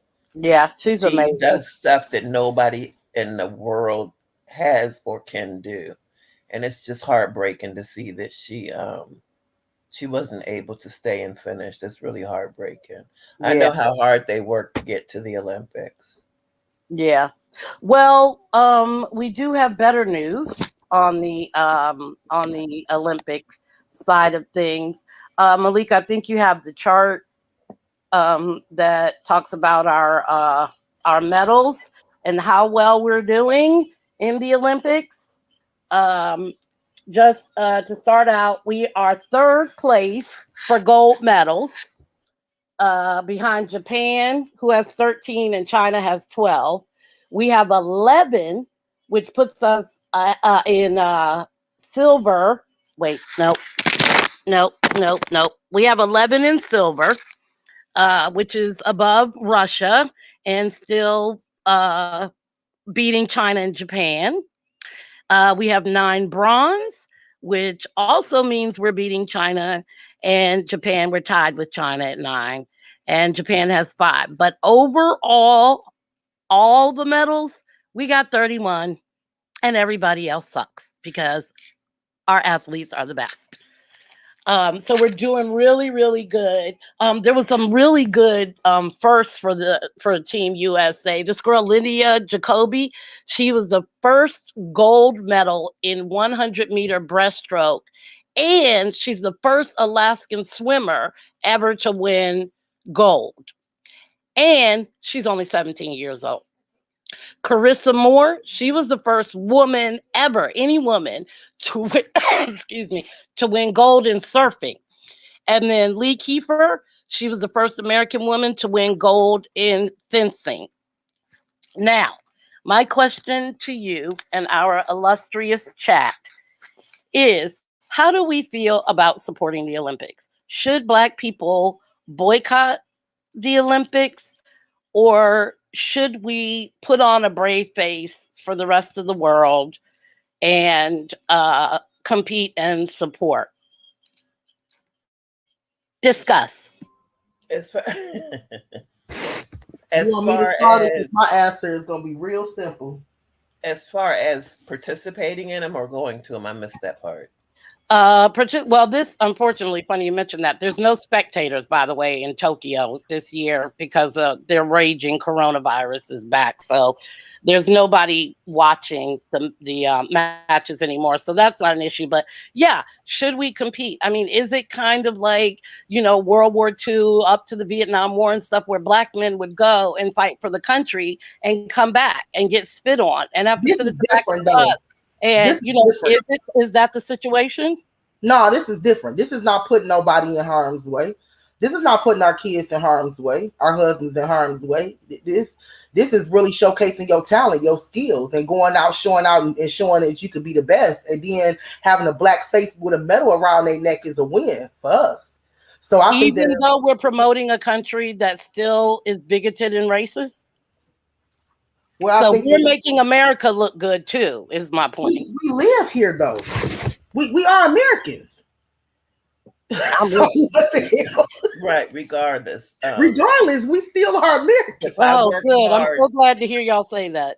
So for the better part of being American, yeah, let me, showcase my skills, my talent. Let me go as far as I can go. If I was good enough back in the day to try out for the Olympics, I would have done it. You could have did it too, bro. You were good. You were really good. You could have did it. It was more racist back then than it is now. I would definitely push my child. I feel like whatever they enter into, it might be some kind of racist or prejudice type of thing going on. Yeah. Like I got a daughter, I got a child play basketball. I got a child that play football. My son play football. I mean, you know what I'm saying? So you can always enter into something where you have to deal with racism. That don't mean you run away from it. You from just another team. Yeah, absolutely. We have, oh my gosh, there's been so, thank you, Lois. There's been so many. Oh, hey, Lois. I can't remember what I was getting ready to say because I looked down at the chat. Okay. Yeah, go ahead. It might come back. No, that was my fault for looking in the chat. That's why I don't look in the chat when I'm talking. I'm really surprised that you guys said that. You guys are usually more militant than I am, and so I'm happy to have you say that because my dad was in the military. My mother worked for the government. I've always been very patriotic. And I love my country, and the concept of the country, I think, is good. It is the people who are in charge of that system that bastardize it and weaponize it and turn it into something that it was not intended, to be. But I love the ideal of America. I really like it. Yeah, I love the idea of seeing a young Black girl with a medal around her neck. Yeah. Doing our national anthem in a communist country. Exactly. So I would not want to take that away from us. Not at all. But I kind of see I would be like devil's advocate. If all three of us agree, then I can find something to try to disagree about. That's right. Because somebody like you. If somebody doesn't agree, I'm sure everybody agrees with what we're saying. Please take a picture of that. I don't think that's ever happened. What? That we all three agree on the same thing. I love it. I know, right? Remember this moment, y'all, because it may never happen again. It's good. But I can see the flip side of what you're talking about, though, Didi. I was actually, when you asked me the first time, I was going to say I can care less either way. That's why I said, let me just say it, because my answer was going to be simple. I could care less either way. That's why we have to think before we say stuff out of our mouth. Because right, but I thought that she was... can't take it back. I didn't know she was talking. I could take it back. I'd just be like, I'll take that back. I didn't know she was talking about participating, though. I thought she meant like just supporting. Yeah, like, should we be so supportive of it? And I was just like, well, I don't care if people want to support it or not. Like, you know what I'm saying? Like, it's up to our people if they want to support it or not. But is there any event that you like in the Olympics? Like, is there one that you just, if somebody put a gun to your head and made you sit in the living room, which event would you watch? Bowling. Gymnastics. Get out of bowling? My cousin was in bowling Olympics. What kind? My dad that was in the Olympics. Chrissy, explain, baby. Why my cousin is a bowling genius. Yeah, my dad was semi-pro. I've watched what's her name, Simone. You know what I like for winter that I never thought that I would get into, but I'm love it. And me and my friend are gonna keep catching myself. Me and my friend are gonna go learn how to do it. I think we're gonna do it like in DC. Oh, I gotta know what this is. Curling. What? Yes. Yawn. That is the most exciting thing to me now. I'm like, oh, that's so cool. That's where they throw the ball looking thing down the ice, and then the men are sweeping in front of it, trying to make it. That really? You have to Google it. It's so cool. That's an American sport? I don't know, but I know we. Yeah, it's in the Winter Olympics. We compete in that. Jennifer, track is my other one. Gymnastics, track, and I like curling. I like too many. I can't name them all. But I was surprised. I don't even know everything. Archery. Archery is really interesting too, with the bows and arrows. It's kind of interesting. I loved it in high school when we had to do it for gym. Well, I was good. I didn't play none of that stuff because y'all already know. I think I gave y'all my story before. Me writing my own note and having my grandmother sign it. So I was like, opt from gym. Yes, what? I got myself out from gym. I said I had asthma real bad. My grandmother signed that paper, and I just sat there. I sat there right on the sideline while they ran them laps and played all them sports. I sat right there on the sideline, and I still passed because I had asthma, baby. Not in real life. Right. I thought you had asthma in real life. Girl, I got no asthma in real life. I just be saying that sometimes to get me out of stuff. I keep telling you that. Made you show your inhaler. How'd you get out my ticket? I got out my ticket and shit. I just say that sometimes to get me out of stuff. Yes, I don't like this. I don't like to be pressured. Powers in the tongue. No, but I was God knows his daughter. God knows his daughter. I don't do it now. I did it then. I told you that story because I was doing it then to get me out of stuff. You know what I'm saying? Girl, you know you faked an asthma attack on Saturday to get through the line at Walmart. You know you did. I don't do that shit no more.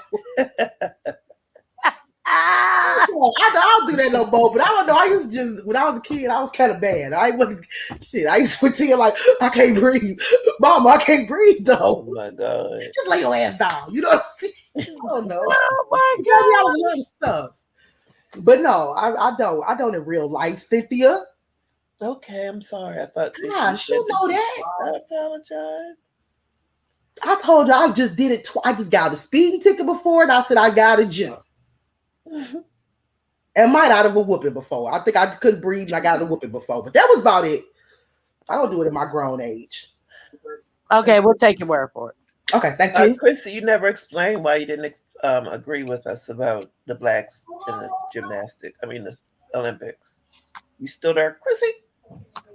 No, she's not. I'm looking at her coming out the bathroom right now. She ain't on there with us. Okay, that's why she's not. Well, I guess she can tell you personally.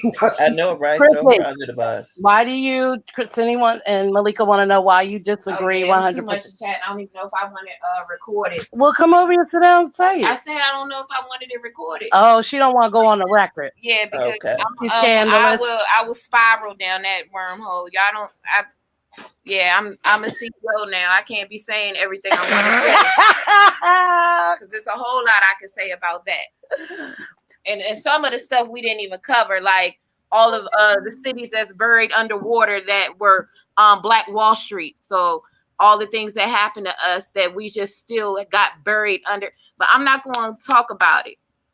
I'm not going to talk about it. You are talking about it. Because everybody can't formulate that type of opinion if they don't have that kind of knowledge or understanding. You know, so if we don't have that kind of information or know, then we can't say, yeah, and this is why we against it. You know what I'm saying?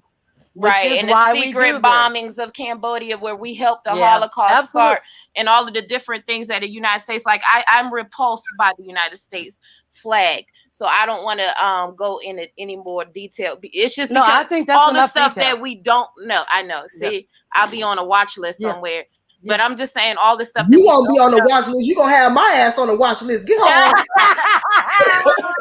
all the dirt that we've done and all the stuff that we don't know, and just how the country started in general. I could go on and on for days. That's why I didn't even write all of that in the chat. So to put that American flag on my back and represent that, no. So the Olympics are a no for you. But the meaning of the Olympics and why we come together to show that peacefulness and why the Olympics is there, I think it's a beautiful thing. But yeah, I'm not sure about the whole, when she said something about being patriotic and stuff, I'm like, no, because we didn't even start right. But I'm not going to go there. Like I said, I'm not going there. Yeah, you already went there. No. Yeah, we didn't even come to this country right. Everybody heard. Talk, girl, let her talk. I'm done. Yeah, she was done. I'm done. I got to stop because I will not stop. I can't hear you. That's her. She said she's done. I want you to tell me, Chrissy. Okay, she said she's done. Yes. What were you saying? I'm saying I gotta stop talking. I think she made a great point, Cindy, and I think that we all got it. Yeah. I mean, it's kind of what I was saying at the beginning about, us representing a country that, maybe doesn't necessarily. No, you said the patriotic word, and she said the patriotic about the country, not the I said the people bastardized the idea of the country. All those things we were talking about. The idea of the country, how we came over here and put our flag down and killed a whole bunch of whole race of people. Right. So we didn't start off right. We who is my point. You're talking who came over That's here. what I'm saying. It's the people. I'm talking about the concept of America. Like, for example, when you're in line at Six Flags, that's fair. When you get there, first one on the ride. That's fair. It's a fair system. But if the person who's in charge of the line starts picking people to go before everybody else, that's not a problem with the system. It's a problem with someone who has bastardized and weaponized that system and turned it into something ugly. The concept of America is good. It's the people that sometimes are evil and make it bad. So we're actually agreeing. Okay. And just the whole, when we went down on one knee to represent police brutality and us standing up for each other, they turned it around and make it seem like we're not honoring our soldiers who fought for this country. And not one of us did that. Like, we all support our soldiers who thought they were fighting for our freedoms, even though our freedoms need to be fought somewhere else. And I'm going to stop myself. But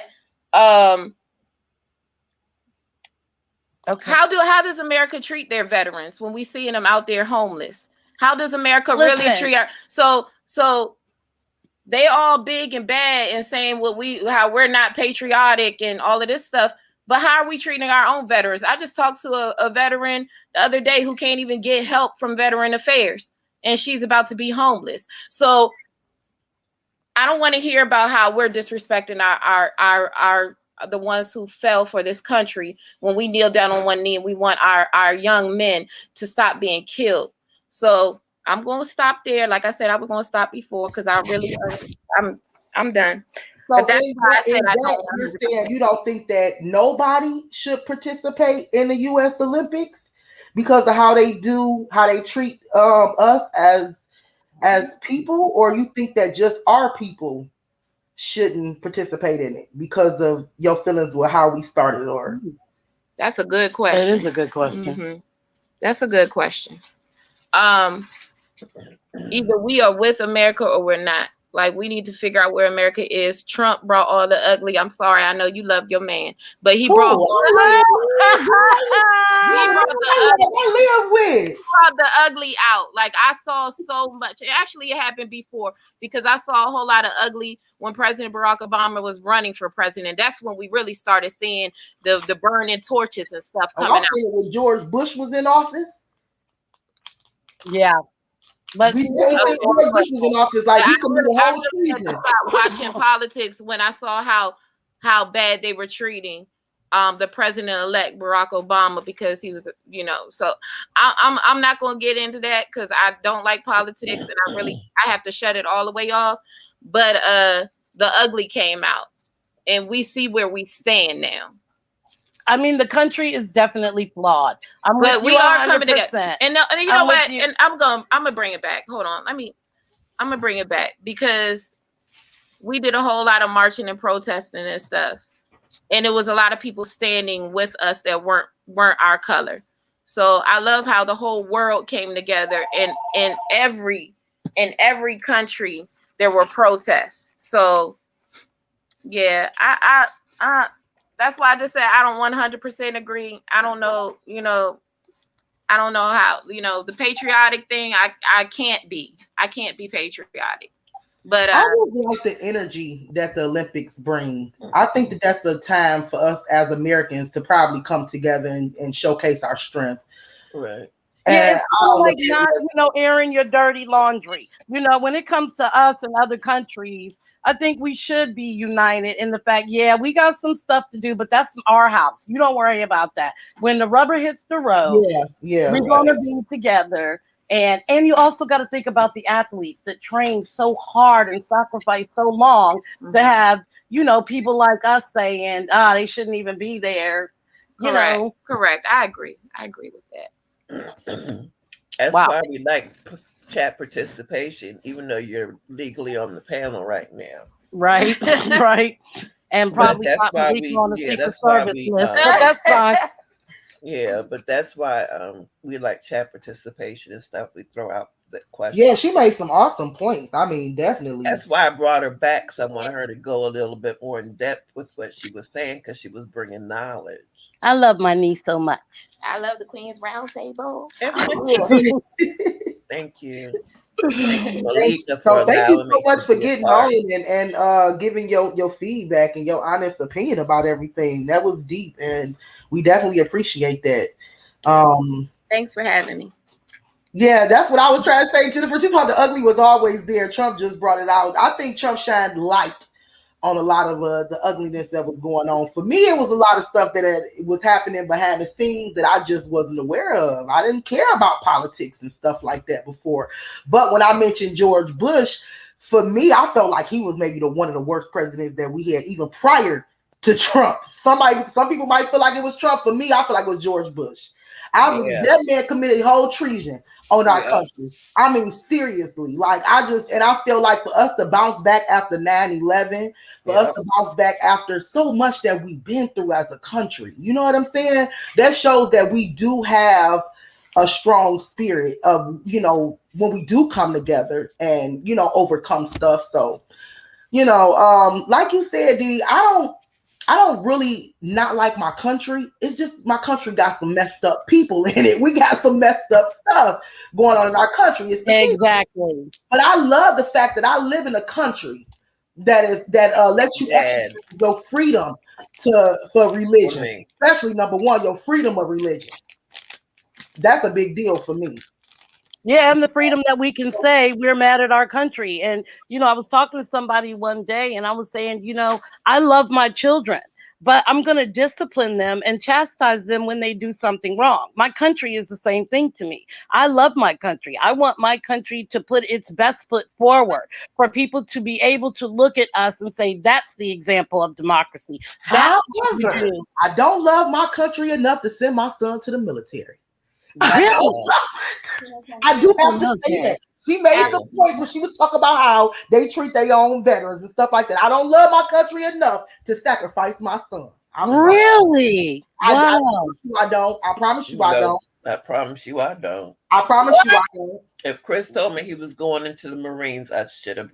Cindy, you were in the military. What are you talking about? In the reserves, and things are a lot different. I just think it's I left unfair for right us to before live under the we were umbrella. in.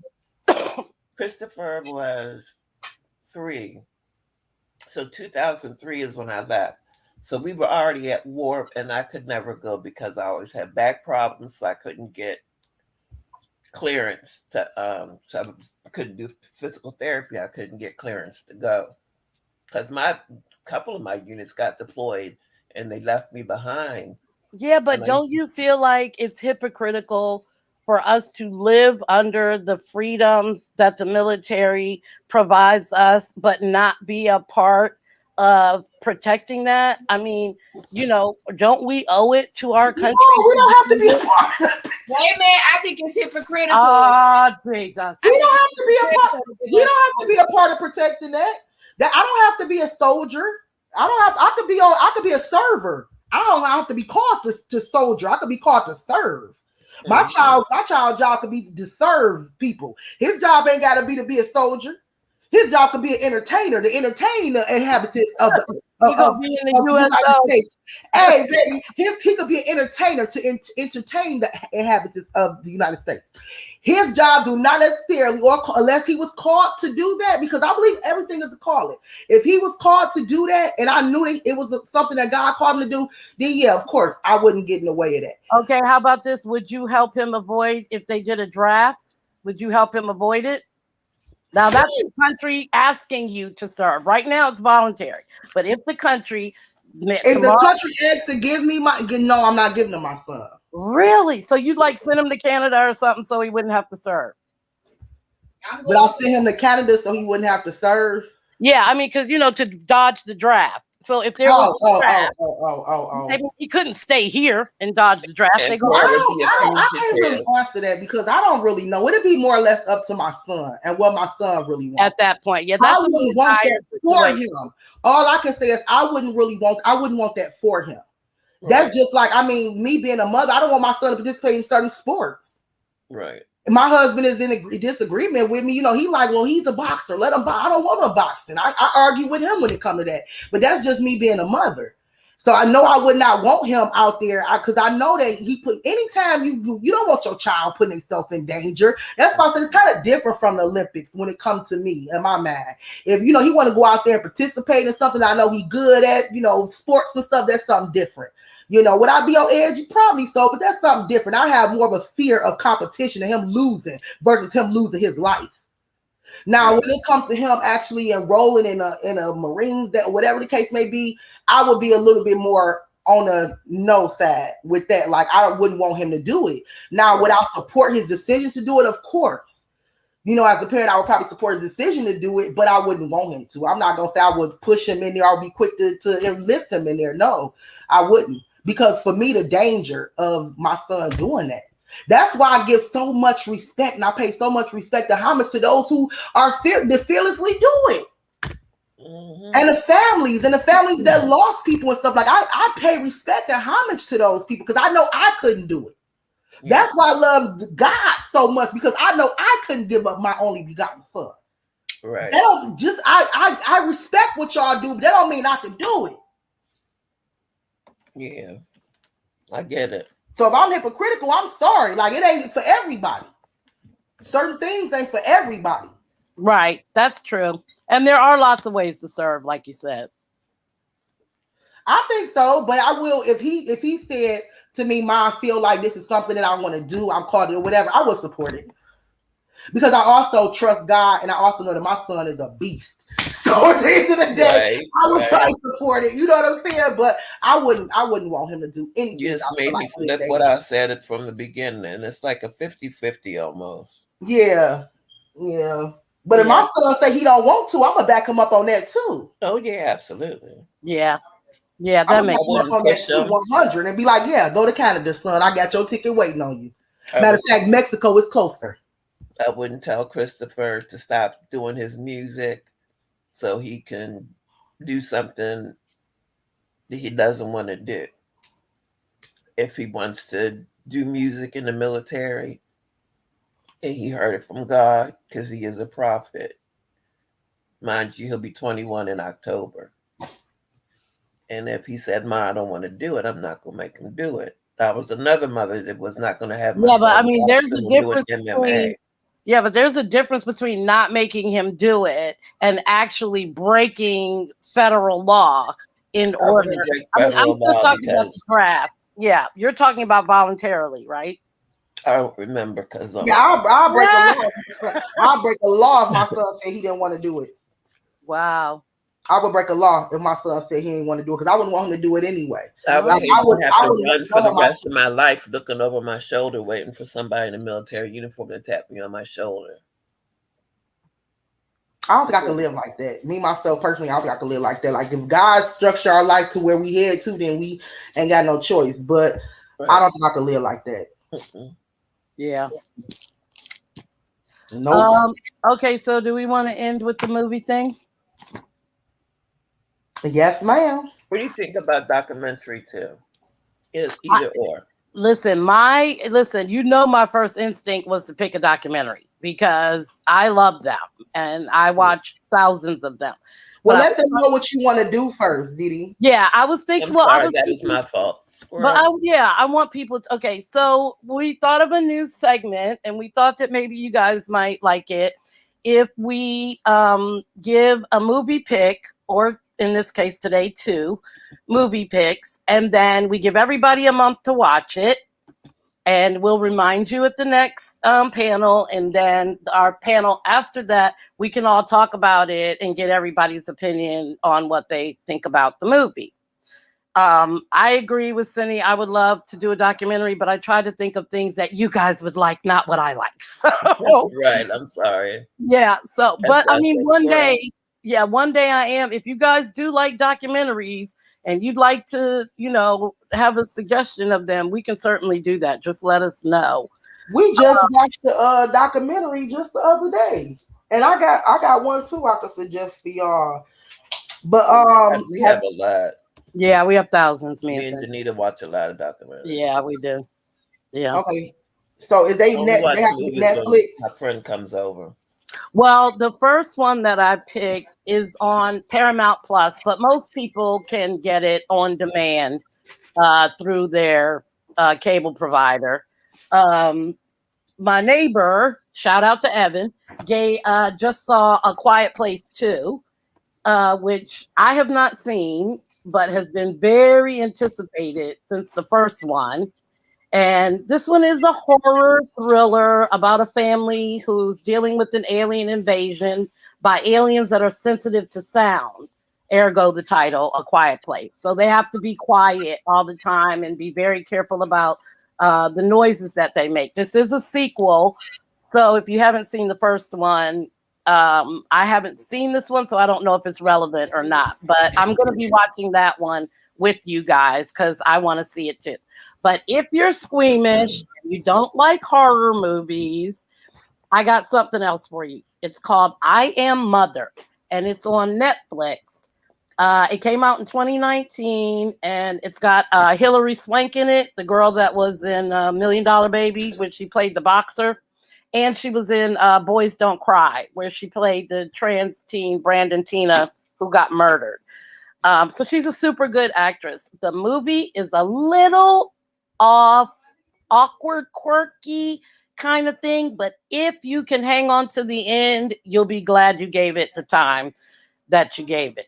So, A Quiet Place 2, which is probably on demand, might cost you money. I'm not sure. Otherwise, I Am Mother on Netflix, free of charge. Well, monthly charge. But anyway, I can't wait to see A Quiet Place and talk to you guys about both the movies in 1 month. So not next panel after that, we're going to talk about it. You got plenty of time to check them out. My friend told me I need to see 1 before I see 2. So yeah, and when we get off, if you can put those in a chat inside the comment section, we won't have to pin them to the top because I'm pretty sure they'll probably be the only one on there. And so if y'all miss the titles, just go to the comment section and it'll be in there at the top. Oh, I seen that I Am My Mother, couldn't understand it. Okay. We're all going to watch it. and we're gonna discuss it next time we come on. So we'll have different movies and documentaries and things like that to discuss and watch. And we might actually do a certain day for movie night. I'm not even feeling making that a whole segment. We might do like a Friday movie night where we just like discuss something. You know what I'm saying? Discuss the movies and the premise of the movies. And I don't know, we might just do like a whole separate thing for that. I would love that. Anything movies, I love. That would be cool. Yeah, we're discussing behind the scenes. But for right now, in 1 month. 1 month. Oh, and one more thing, TV wise, if you want to watch something really, really good, check out the January 6th Commission doing their investigation. It's on MSNBC, Fox, it's on everything, where the commission has been brought together to study the attack on the Capitol. It is unbelievable TV, must see. Check it out, any channel if you're bored.